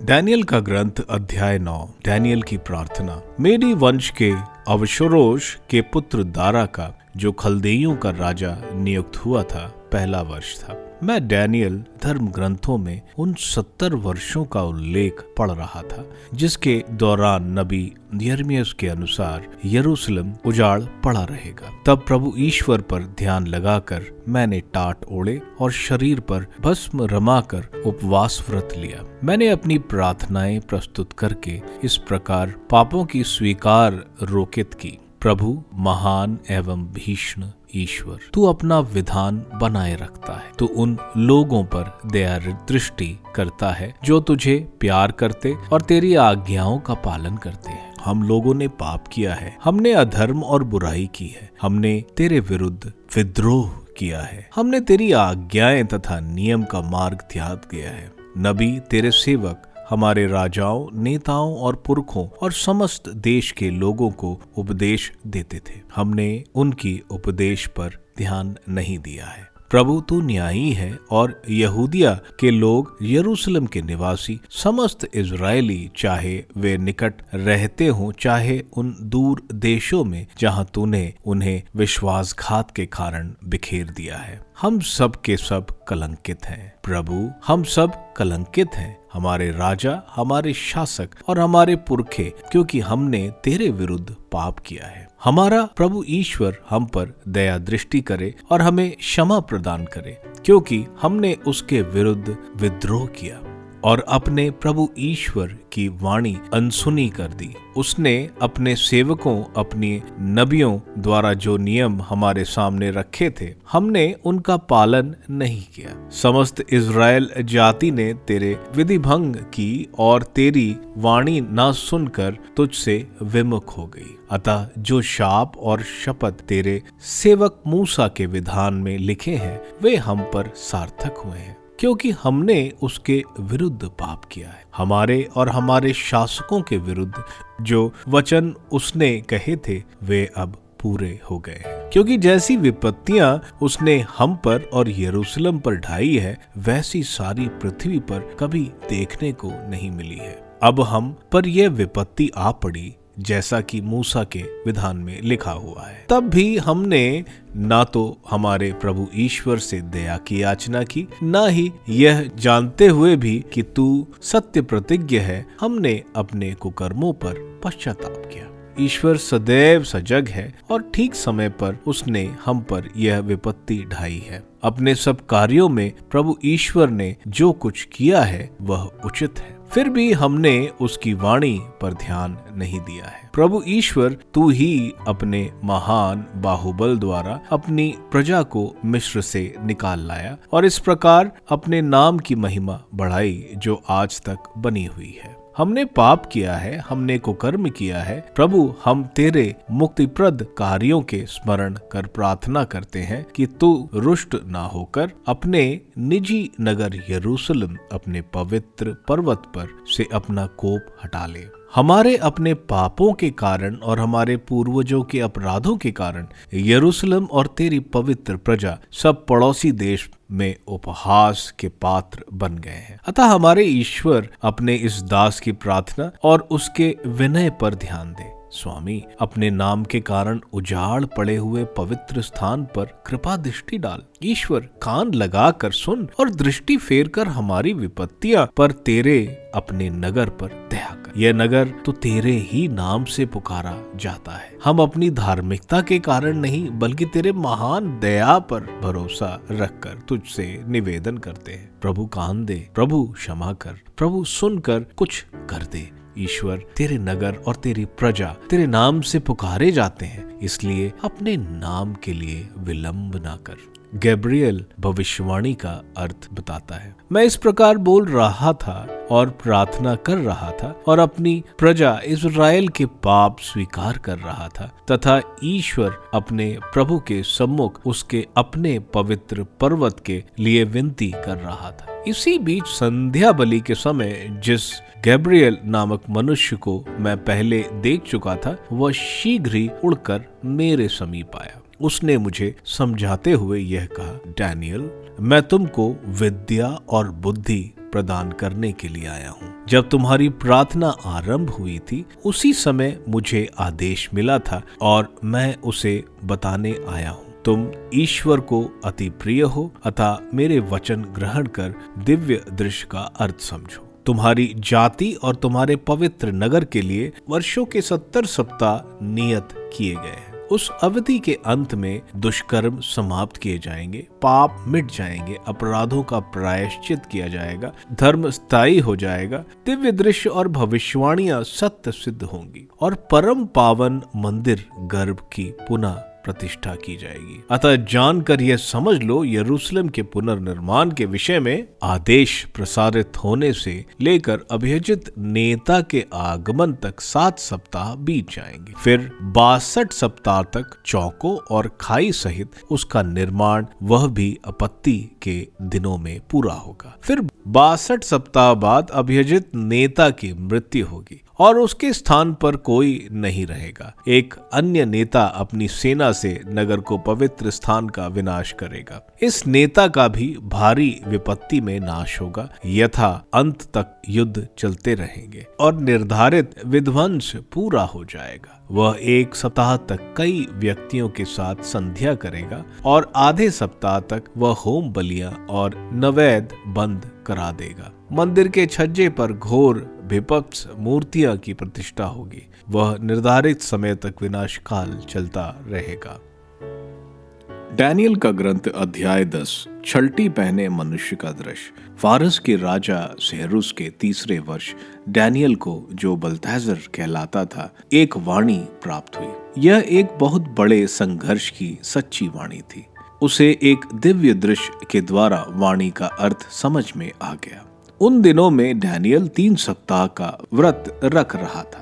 इन तीनों सप्ताहों में मैंने सात्विक भोजन किया और मांस और अंगूरी से परहेज रखा और बदन पर तेल नहीं लगाया। पहले महीने के 24वें दिन महानदी दजला के तट पर मैंने आंखें उठाकर यह देखा। एक पुरुष खड़ा था। वह छलटी का वस्त्र और कमर में उपाज के सोने की मेखला पहने था। उसका शरीर स्वर्ण मणि की तरह था। उसके चेहरे पर बिजली का तेज था। उसकी आंखें जलती मशालें जैसी थी। उसकी भुजाएं और उसके पैर कांसे की चमक जैसे थे। उसका स्वर भीड़ के कोलाहल की तरह था। मैं डैनियल ने अकेले ही यह दृश्य देखा। मेरे साथियों ने यह दिव्य दृश्य नहीं देखा, किंतु वे भय के कारण कांपने लगे और भाग कर छिप गए। मैं अकेला ही यह दिव्य दृश्य देखता रह गया। मेरी शक्ति क्षीण हो गई और भय से मेरे चेहरे का रंग उड़ गया। मैं लाचार हो गया। स्वर्ग दूत के दर्शन। जब मैंने उसके शब्दों की गूंज सुनी तो मैं अचेत होकर भूमि पर गिर पड़ा। अचानक एक हाथ ने मुझे उठाया, पर मैं कपकपी के कारण घुटनों के बल खड़ा रहा। उसने मुझसे कहा, डैनियल, तुम ईश्वर को बहुत प्रिय हो। मेरे शब्दों पर ध्यान दो और खड़े हो जाओ, क्योंकि मैं अभी तुम्हारे पास भेजा गया हूँ। जब वह यह बोला तो मैं कांपते कांपते खड़ा हो गया। उसने फिर मुझसे कहा, डैनियल, डरो मत, क्योंकि जब से तुम ईश्वर पर ध्यान देकर विनम्रता पूर्वक समझने का प्रयत्न करने लगे, तब से तुम्हारी प्रार्थनाएं सुनी गई और उत्तर के रूप में मैं आ गया हूँ। फारस राज्य का प्रधान स्वर्गदूत 21 दिन तक मुझे रोके रहा, किंतु स्वर्गदूत का मिकाएल नामक प्रधान मेरी सहायता के लिए आया। इज़राइल इसलिए उसे वहां फारस राज्य के प्रधान के यहाँ छोड़कर मैं तुम्हें यह बताने आया हूँ कि तुम्हारी जाति का इस अंतिम समय में क्या होगा। यह दिव्य दृश्य तो भविष्य के विषय में है। जब यह मुझसे बोल रहा था तो मैं सिर झुकाकर चुपचाप खड़ा था। अचानक किसी मनुष्य ने मेरे होठों का स्पर्श किया। तब मेरी जीभ खुल गई और मैं इस प्रकार बोलने लगा। जो मेरे सामने खड़ा था उससे मैंने कहा, मेरे स्वामी, इस दिव्य दृश्य ने मुझे दुख दिया है और मेरी शक्ति जाती रही है। अपने स्वामी से यह दास कैसे बोले, मुझ में कुछ शक्ति नहीं है और मेरे प्राण निकलने ही वाले हैं। उसने जो मनुष्य जैसे देखा था मुझे फिर छुआ और बल प्रदान किया। तब उसने कहा, ईश्वर के परम प्रिय, मत डरो, तुम्हें शांति मिले, दृढ़ होकर धीरज रखो। और उसके बोलने से मुझ में शक्ति का संचार हुआ और मैं बोला, स्वामी, अब बोलिए, आपने मुझे शक्ति दे दी है। फिर उसने कहा, क्या तुम जानते हो कि मैं किस लिए तुम्हारे पास आया हूँ? अब फारस के प्रधान दूत से लड़ने के लिए मुझे लौट जाना है। जब मैं उससे निपट चुकूंगा तब यूनान का प्रधान देवदूत आएगा। किंतु जब मैं उन बातों को बता दूंगा जो सत्य ग्रंथ में लिखी हुई है, इस संघर्ष में तुम्हारे प्रधान मिकाएल के अतिरिक्त कोई दूसरा सहायक नहीं।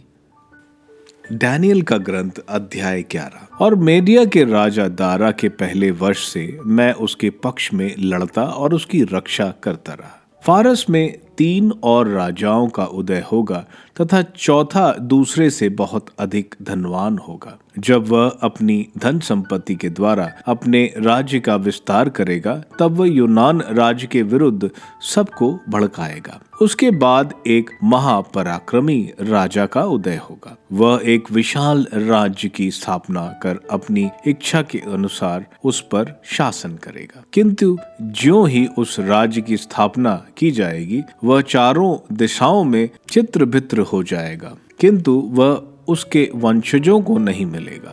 वे उतने शक्तिशाली नहीं होंगे जितना वह था, क्योंकि उसका राज्य नष्ट हो जाएगा और अपनों के साथ ही दूसरों के बीच बट जाएगा। इसके बाद दक्षिण का राजा शक्तिशाली हो उठेगा, किंतु उसके समांतों में एक उससे भी अधिक शक्तिशाली बन जाएगा और उससे भी महान राज्य प्राप्त करेगा। कुछ वर्षों के बाद दोनों में संधि हो जाएगी और शांति स्थापित करने के लिए उत्तर के राजा के घर में दक्षिण के राजा की पुत्री का विवाह हो जाएगा। परंतु पुत्री का प्रभाव बहुत दिन बना नहीं रहेगा और उत्तर का राजवंश नहीं टिक पाएगा। पुत्री, उसकी सेविकाएं, उसका पुत्र और उसकी पति सब मौत के घाट उतार दिए जाएंगे। कुछ समय बाद उसके मूल में से उत्तर के राजा के स्थान में एक टहनी फूटेगी। वह सेना पर हमला कर उत्तर के राजा के गढ़ में प्रवेश करेगा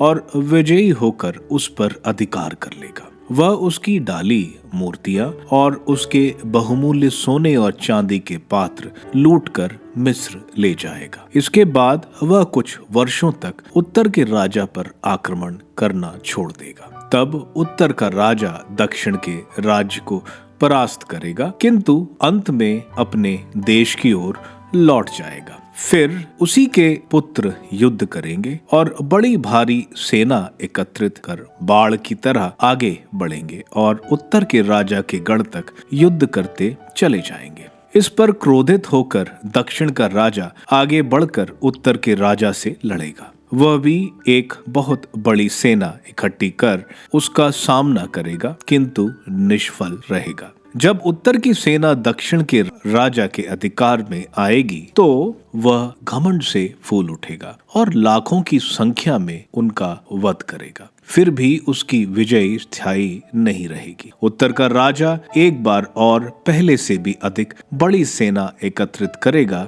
और कुछ वर्षों के बाद एक विशाल सेना और अपार युद्ध सामग्री लेकर आगे बढ़ेगा। उस समय दक्षिण के राजा के विरुद्ध अनेकानेक लोग विद्रोह करेंगे और तुम्हारी जाति के कुछ हिंसक लोग एवं दिव्य दृश्य को पूरा करने के लिए सिर उठाएंगे, किंतु वे भी निष्फल रहेंगे। इसके बाद उत्तर का राजा आगे बढ़ेगा और सुदृढ़ नगर के चारों ओर घेरा डालकर उसे जीत लेगा। दक्षिण की सेना, उनके सर्वोत्तम योद्धा भी उसके सामने नहीं टिक सकेंगे। इसलिए आक्रमण करने वाला जो चाहेगा वह कर लेगा, उसे कोई नहीं रोक सकेगा। वह संपन्न देश में सुस्थिर होकर सब कुछ अपने अधिकार में कर लेगा।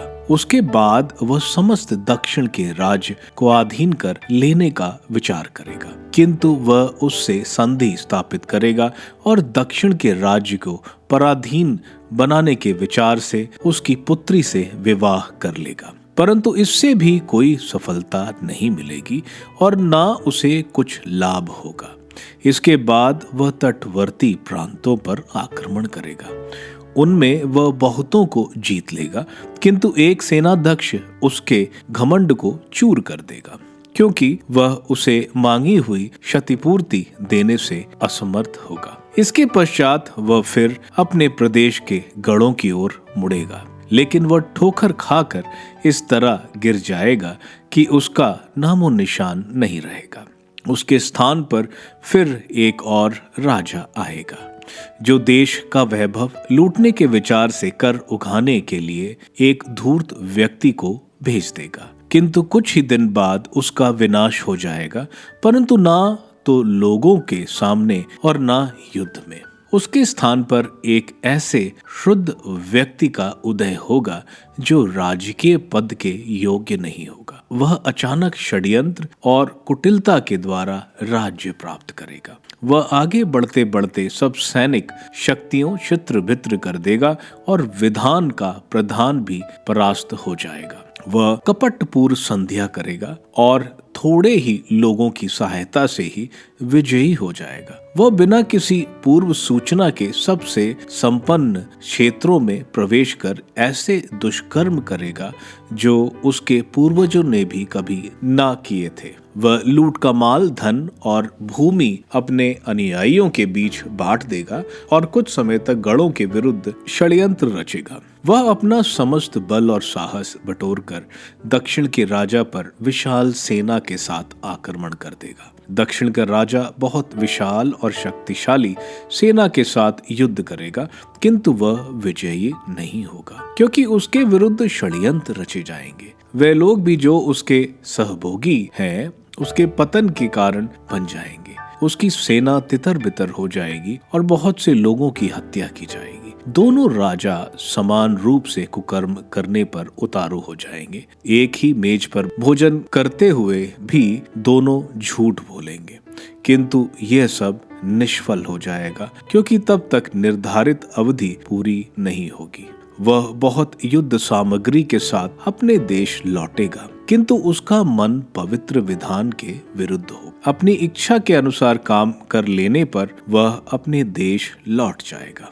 निर्धारित समय पर वह फिर दक्षिण की ओर लौटकर उसके विरुद्ध मोर्चाबंदी करेगा, किंतु वह पहले की तरह सफल नहीं होगा, क्योंकि कितीम में आए जहाज उस पर आक्रमण करेंगे और वह डर कर लौट जाएगा। लौटते समय वह पवित्र विधान पर क्रोध बरसाएगा। लौटने पर वह उन लोगों पर विशेष ध्यान देगा जिन्होंने पवित्र विधान को त्याग दिया है। उसके द्वारा भेजे गए सैनिक दल पवित्र मंदिर की ओर और गढ़ को दूषित कर देंगे और दैनिक होम बलियां बंद कर देंगे। वे विभिन्न मूर्तियां स्थापित करेंगे और उसे उजाड़ बना देंगे। वह विधान भंग करने वाले लोगों का फुसला कर अपने साथ कर लेगा, किंतु जो लोग अपने ईश्वर के अटल भक्त बने रहेंगे वे प्रतिकार करेंगे। देश के बुद्धिमान व्यक्ति बहुत से लोगों को अच्छा परामर्श देंगे, यद्यपि उनको कुछ समय तक तलवार, आग, बंदीगृह और लूट का शिकार होना पड़ेगा। अपनी गिरी हुई दशा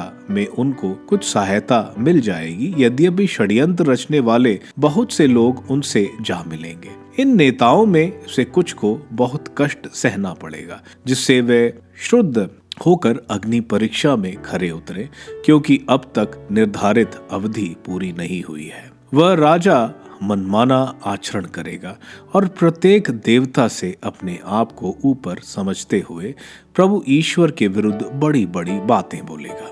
जब तक कोप का घड़ा भर न जाए तब तक वह फलता फूलता रहेगा, क्योंकि जो पूर्व निर्धारित है वह होकर रहेगा। वह अपने पूर्वजों के देवताओं की ओर अपनी स्त्रियों के इष्ट देवता की भी अपेक्षा करेगा। वह किसी अन्य देवता की भी परवाह नहीं करेगा, क्योंकि वह अपने को सबसे ऊपर समझेगा। इनके बदले वह गणों के देवता की पूजा करेगा, जिसे उसके पूर्वज नहीं जानते थे, जिसकी पूजा वह सोने, चांदी, रत्नों और बहुमूल्य उपहारों द्वारा करेगा। पराये देवताओं की सहायता द्वारा वह शक्तिशाली गणों को जीत लेगा और जो उसे मान्यता देंगे उन्हें सम्मानित करेगा। वह उन्हें बहुत से लोगों का शासक बनाएगा और उन्हें पुरस्कार के रूप में भूमि प्रदान करेगा। अत्याचार का अंत समय में दक्षिण का राजा उसके सामने शक्तिशाली हो उठेगा और उत्तर का राजा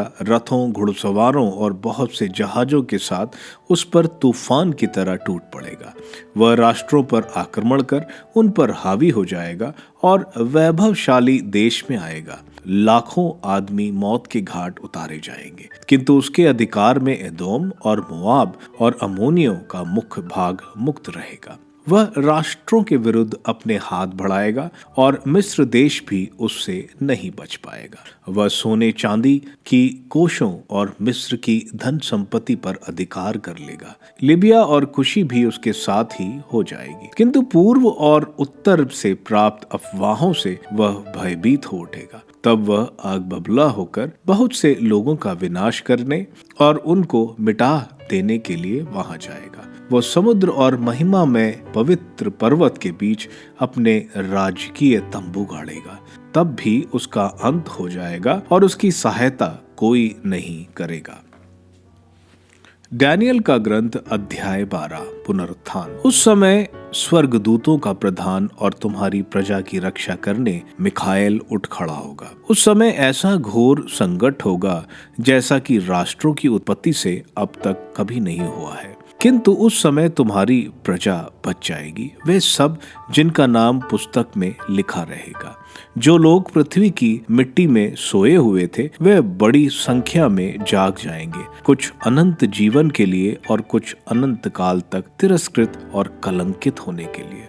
धर्मी आकाश की ज्योति की तरफ प्रकाशमान होंगे और जिन्होंने बहुतों को धार्मिकता की शिक्षा दी है वे अनंत काल तक तारों की तरह चमकते रहेंगे। किंतु डैनियल, तुम इन शब्दों को गुप्त रखोगे और अंतिम समय तक पुस्तक मुहर बंद रखोगे। बहुत से लोग यहाँ वहाँ दौड़ धूप करेंगे और अधर्म बढ़ाएंगे। मुहर बंद भविष्यवाणी। मैं डैनियल ने दृष्टि डाली तो दो अन्य व्यक्तियों को खड़ा देखा, एक को नदी के इस ओर और दूसरे को नदी के उस ओर। मैंने छाल्टी के वस्त्र पहने उस व्यक्ति से जो उजान खड़ा था पूछा, इन अद्भुत बातों के पूरा होने में कितनी देर है? छाल्टी के वस्त्र पहने व्यक्ति ने जो उजान खड़ा था आकाश की ओर अपना दाहिना और बायां हाथ ऊपर उठाया। मैंने उसे शाश्वत ईश्वर की शपथ खाकर यह कहते सुना, एक युग, दो युगों और आधे युग में ही यह हो जाएगा तथा उस समय तक जब पवित्र प्रजा की शक्ति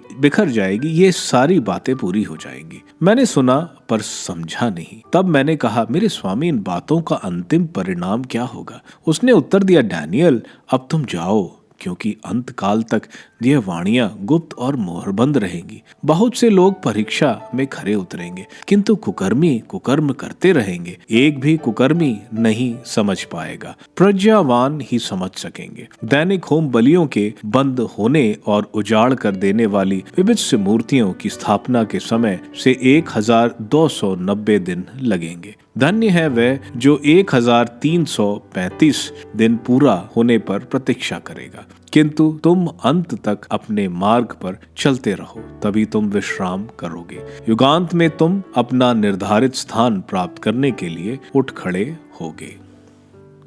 डैनियल का ग्रंथ अध्याय 13। सुसन्ना की कथा। योआकीम नामक व्यक्ति बाबुल का निवासी था। उसका विवाह हिल्किया की पुत्री सुसन्ना से हुआ था। वह अत्यंत सुंदर और प्रभु भक्त थी, क्योंकि उसके माता पिता धार्मिक थे और उन्होंने अपनी पुत्री को मूसा की संहिता के अनुसार पढ़ाया लिखाया था। योआकीम बहुत धनी था और उसके घर में लगी हुई उसके एक सुंदर वाटिका थी। यहूदी उसके यहाँ आया जाया करते थे, क्योंकि वह उनसे सबसे अधिक प्रतिष्ठित था। उस वर्ष लोगों ने जनता में 2 नेताओं को न्यायकर्ताओं के रूप में नियुक्त किया था। उनके विषय में प्रभु ने कहा था, बाबुल में अधर्म उन नेताओं से प्रारंभ हुआ जो न्यायकर्ता थे और जनता का शासन करने का ढोंग रचते थे। वह यहोयाकीम के यहाँ आया करते थे और जिनका कोई मुकदमा रहता वह सब उनके पास आते थे। जब दोपहर के समय लोग चले जाते तो सुसन्ना अपने पति की वाटिका में टहलने आया करती थी। दोनों नेता उसे प्रतिदिन वाटिका में जाते और टहलते देखते थे और उनमें सुसन्ना के लिए प्रबल काम वासना उत्पन्न हुई।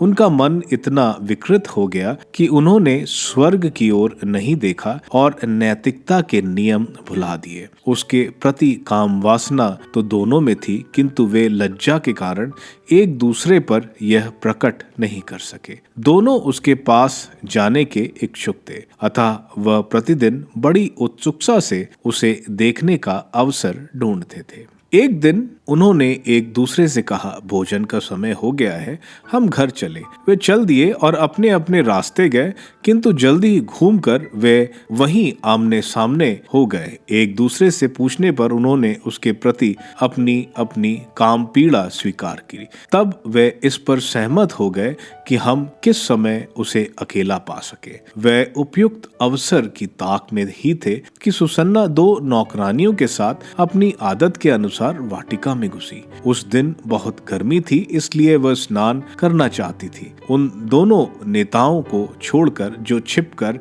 उसे ताक रहे थे, वहां कोई नहीं था। उसने अपनी नौकरानियों से कहा, जाकर तेल और मरहम ले आओ और वाटिका का फाटक बंद कर दो, जिससे मैं स्नान कर सकूं। उन्होंने ऐसा ही किया और वाटिका के फाटक बंद कर आज्ञा अनुसार चीजों लाने के लिए पशर फाटक से होकर बाहर निकली। वे उन नेताओं को नहीं देख पाई, क्योंकि वे छुपे थे। नौकरानियां बाहर गई ही थी कि दोनों नेता उठकर सुसन्ना के पास दौड़ते हुए आए और उससे बोले, देखो वाटिका का फाटक बंद है, कोई भी हमें नहीं देखता, हम तुम पर असक्त हैं। हमारे साथ रमण करना स्वीकार करो, नहीं तो हम तुम्हारे विरुद्ध यह साक्ष्य देंगे कि कोई युवक तुम्हारे साथ था, इसलिए तुमने अपने नौकरानियों को बाहर भेज दिया। सुसन्ना ने आह भरकर कहा, मुझे कोई रास्ता नहीं दिखता। यदि मैं ऐसा करूंगी तो प्राणदंड के योग्य हो जाऊंगी।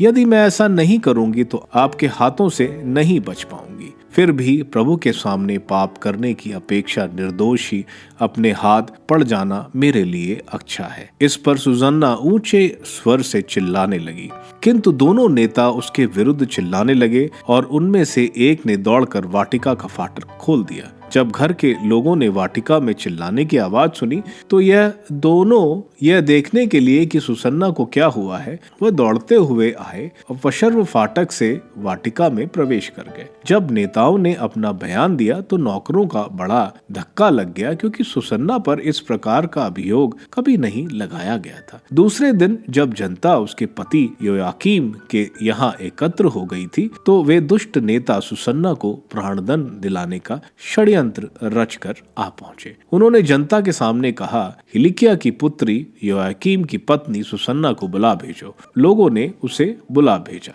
वह अपने माता पिता, अपने बच्चे और अपने सब कुटुंबियों के साथ आई। सुसन्ना अत्यंत सुडौल और रूपवती थी। वह घूंघट निकाले थी, अतः उन्होंने उसका सौंदर्य देखने और आंखों को तृप्त करने के लिए घूंघट हटाने को कहा। उसके संबंधी और जितने भी लोग उसे देखते थे वे सब के सब रोते थे। उन दो नेताओं ने सभा से खड़ा होकर उसके सिर पर अपने हाथ रख दिए। वो रोती हुई स्वर्ग की ओर देखती रही, क्योंकि उसका हृदय ईश्वर पर भरोसा रखता था। नेताओं ने ये कहा, जब हम अकेले वाटिका में टहल रहे थे तो ये दो नौकरानियों के साथ वाटिका में आई। इसने वाटिका का फाटक बंद करा दिया और नौकरानियों को बाहर भेजा। तब एक युवक जो छुपा हुआ था पास आकर इसके पास लेट गया। हम वाटिका के एक कोने में यह पाप देखकर दौड़ते हुए उसके पास आए और हमने दोनों को रमण करते देखा। हम उस युवक को नहीं पकड़ पाए, क्योंकि वह हमसे बलवान था और वाटिका का फाटक खोलकर भाग गया। हमने इसे पकड़ लिया और पूछा कि वह युवक कौन है, किंतु इसने उसका नाम बताना अस्वीकार किया। हम इन बातों के साक्षी हैं। सभा ने उन पर विश्वास किया, क्योंकि वे नेता और न्यायकर्ता थे। लोगों ने सुसन्ना को प्राणदंड की आज्ञा दी। इस पर सुसन्ना ने ऊंचे स्वर से पुकार कर कहा, शाश्वत ईश्वर, तू सब रहस्य और भविष्य में होने वाली घटनाएं जानता है। तू जानता है कि इन्होंने मेरे विरुद्ध झूठी गवाही दी है। इन्होंने जिन बुरी बातों का अभियोग मुझ पर लगाया है, मैंने उनमें से एक भी नहीं किया। फिर भी मुझे मरना होगा। ईश्वर ने उसकी सुन ली। जब लोग उसे प्राणदंड के लिए ले जा रहे थे तो ईश्वर ने डैनियल नामक युवक में एक दिव्य प्रेरणा उत्पन्न की। वह पुकार कर कहने लगा, मैं इसके रक्त का दोषी नहीं हूँ। इस पर सब लोग उसकी ओर देखने लगे और बोले, तुम्हारे कहने का अभिप्राय क्या है? उसने उनमें खड़ा होकर कहा, इजराइलियों, आप लोगों की बुद्धि कहाँ है, जो आप जांच और पूरी जानकारी के बिना इजराइल की पुत्री को प्राणदंड देते हैं? आप न्यायालय लौट जाएं, क्योंकि इन्होंने इसके विरुद्ध झूठी गवाही दी है। इस पर लोग तुरंत लौट गए और नेताओं ने डैनियल से कहा, आइए हमारे बीच बैठिए और हमें अपनी बात बताइए, क्योंकि ईश्वर ने आपको नेताओं जैसा अधिकार प्रदान किया है। डैनियल ने उनसे कहा, इन दोनों को एक दूसरे से अलग कर दीजिए और मैं इनसे पूछताछ करूंगा। जब दोनों को अलग कर दिया गया तो डैनियल ने एक को बुलाकर उससे कहा, अधर्म करते करते तेरे बाल पक गए हैं। अब तुझे अपने पुराने पापों का दंड मिलने वाला है। तू निर्दोषों को दंड देकर और दोषियों को निर्दोष ठहराकर अन्यायपूर्वक विचार किया करता था, जबकि प्रभु ने कहा है, तू निर्दोष और धर्मी को प्राणदंड नहीं दोगे। अब यदि तूने इसे देखा तो हमें बता कि तूने किस वृक्ष के नीचे दोनों को एक साथ देखा। उसने उत्तर दिया, बबूल के नीचे। दानियल ने कहा, इतना बड़ा झूठ बोलकर तूने अपना सिर गवा दिया है। ईश्वर के दूत को ईश्वर से यह आदेश मिल चुका है कि वह तुझे 2 टुकड़े कर दे। दानियल ने उसे ले जाने की आज्ञा देकर दूसरे को बुला भेजा और उससे कहा, तू यूदा का नहीं, कानन का संतान है। सौंदर्य ने तुझे पथ भ्रष्ट किया और वासना ने तेरा हृदय दूषित कर दिया है। तुम लोग इज़राइल की पुत्रियों के साथ इस प्रकार का व्यवहार करते थे और वे डर के मारे तुम्हारा अनुरोध स्वीकार करती थी, किंतु यह यूदा की पुत्री है जो तुम्हारे अधर्म के सामने नहीं झुकी है। तो मुझे बता, तूने किस वृक्ष के नीचे दोनों को साथ देखा? उसने उत्तर दिया, बलूत के नीचे। इस पर डैनियल ने कहा, तूने भी इतना बड़ा झूठ बोलकर अपना जीवन गवा दिया है। ईश्वर का दूत हाथ में तलवार लिए प्रतीक्षा कर रहा है। वह तुझे 2 टुकड़े कर देगा और तुम दोनों का सर्वनाश होगा। तब समस्त सभा ऊंचे स्वर से जय जयकार करते हुए ईश्वर की स्तुति करने लगी, जो अपने पर भरोसा रखने वालों की रक्षा करता है। डैनियल ने उनके अपने शब्दों द्वारा दोनों नेताओं की गवाही असत्य प्रमाणित की थी, इसलिए लोग उन पर टूट पड़े और उन्होंने मूसा की संहिता के अनुसार उन दुष्टों को वह दंड दिया जिसे वह अपने पड़ोसी को दिलाना चाहते थे, और लोगों ने दोनों का वध कर डाला। इस प्रकार उस दिन एक निर्दोष महिला की जीवन रक्षा हुई। हिल्किय्याह और उसकी पत्नी ने अपनी पुत्री सुसन्ना के लिए ईश्वर का स्तुतिगान किया, और ऐसा ही उसके पति योआकीम और उसके सब संबंधियों ने किया, क्योंकि उसमें कोई अनौचित्य नहीं पाया गया था। उस दिन के बाद डैनियल लोगों के बीच बड़े सम्मान का पात्र बन गया। डैनियल का ग्रंथ अध्याय 14। बेल देवता की पुजारी। राजा अस्तायागोस अपने पितारों से जा मिला और फारसी सिरुस उसके राज्य का उत्तराधिकारी हुआ। डैनियल उस समय राजा का मंत्री और उसके सब मित्रों में अधिक प्रतिष्ठित था। बाबुलवासी एक बेल देवता नामक मूर्ति की पूजा करते और उसे प्रतिदिन 12 मन मैदा, 40 भेड़े और 6 मटके अंगूरी चढ़ाया करते थे। राजा को भी उसमें आस्था थी और वह प्रतिदिन उसकी पूजा करने जाया करता था, किंतु डैनियल अपने ईश्वर की ही पूजा करता था। एक दिन राजा ने उससे पूछा, तुम बेल देवता की पूजा क्यों नहीं करते? उसने उत्तर दिया, मैं हाथ की बनाई मूर्तियां की पूजा नहीं करता, मैं तो जीवंत ईश्वर स्वर्ग और पृथ्वी के सृष्टा और जिसका अधिकार सारे शरीरधारियों पर है उसकी पूजा करता हूँ। राजा ने उससे पूछा, क्या तुम बैल देवता को जीवंत ईश्वर नहीं मानते? क्या तुम वे नहीं देखते कि वह प्रतिदिन कितना खाता पीता है? तब डैनियल ने मुस्कुराते हुए उत्तर दिया, राजा धोखा मत खाइए, वह तो भीतर से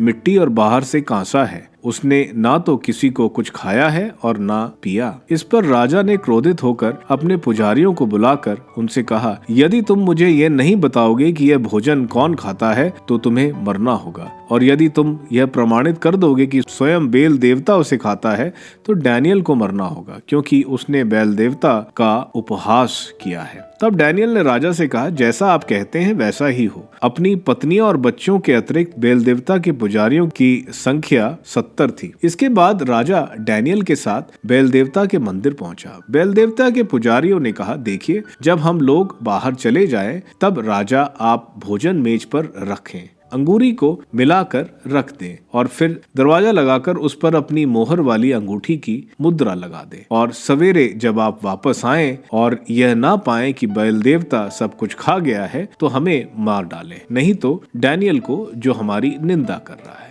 वे निश्चित थे, क्योंकि उन्होंने मेज के नीचे गुप्त द्वार बना रखा था, उसमें से वे अंदर चले जाया करते और चढ़ाई सामग्री लेकर खा लिया करते थे। उनके बाहर निकलने पर राजा ने भोज्य सामग्री बैल देवता के सामने रख दी। इसके बाद डैनियल ने अपने सेवकों के द्वारा राख मंगवाकर केवल राजा की ही उपस्थिति में उसे सारे मंदिर में छितरा दिया।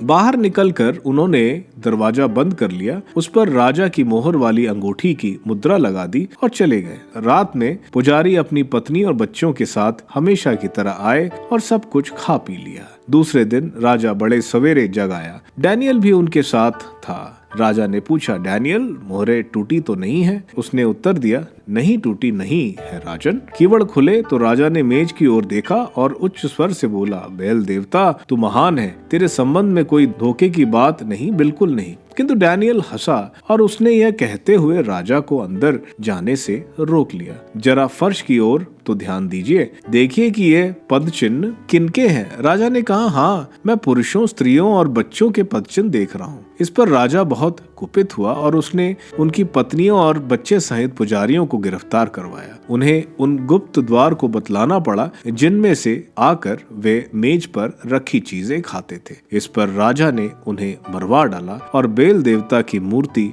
डैनियल को सौंप दी। डैनियल ने उसे तथा उसका मंदिर नष्ट करा डाला। पंखदार सर्प का विनाश। वहाँ एक बड़ा पंखदार सर्प भी था जिसकी बाबुल के निवासी पूजा करते थे। राजा ने डैनियल से कहा, तुम इस विषय में यह नहीं कह सकते हो कि यह देवता जीवंत नहीं है, इसलिए इसकी पूजा करो। पर डैनियल ने कहा, मैं अपने प्रभु ईश्वर की ही पूजा करता हूँ, क्योंकि वही जीवंत ईश्वर है। राजन, आप मुझे अनुमति दे तो मैं इस सर्प को बिना तलवार या डंडे के ही मार डालूंगा। राजा ने कहा, मैं तुम्हें अनुमति देता हूँ। इस पर डैनियल ने डामर, चर्बी और केशों को एक साथ उबाला और उनके लड्डू बनाकर उन्हें सर्प के मुंह में डाल दिया। उन्हें खाकर सर्प फूलकर फट गया। तब उसने कहा, देखिए आप किसकी पूजा करते रहे हैं। जब बाबुल निवासियों ने ये बातें सुनी तो वे क्रोध से उबल पड़े और राजा का विरोध करने लगे। राजा यहूदी बन गया है, उसने बेल देवता को नष्ट कर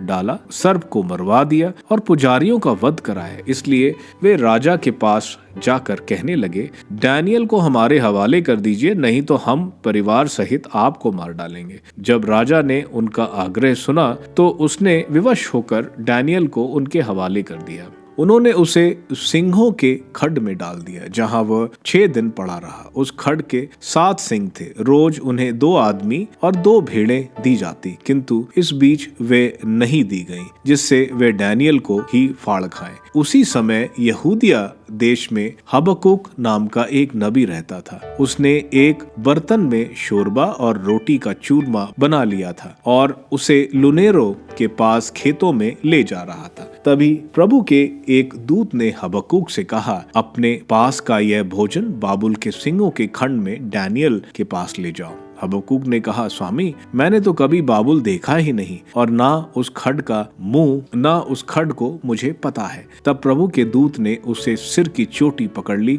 और उसके सिर के केश पकड़कर उसे अपनी पावन शक्ति के झोंके से ले जाकर बाबुल के खड के पास छोड़ दिया। हबक्कूक ने पुकारा, डैनियल, डैनियल, यह भोजन लो जिसे ईश्वर ने तुम्हारे लिए भेजा है। डैनियल ने कहा, ईश्वर, तूने मेरी ओर ध्यान दिया, तू अपने भक्तों को नहीं त्यागता। डैनियल उठकर खाने लगा। ईश्वर के दूत ने हबक्कूक को फिर उसके स्थान पर पहुंचा दिया। 7वें दिन राजा डैनियल के लिए शोक मनाने वहां पहुंचा, किंतु जब उसने खड के पास जाकर अंदर दृष्टि डाली तो देखा कि डैनियल बैठा है। इस पर वह जोर से चिल्ला उठा, डैनियल के प्रभु ईश्वर, तू महान है और तेरे सिवा कोई दूसरा नहीं है। फिर उसने उसे बाहर निकालने की आज्ञा दी और उन लोगों को जो उसे मिटा डालना चाहते थे उसे खड में डलवा दिया। उसकी आंखों के सामने ही वह तुरंत निगल लिए गए।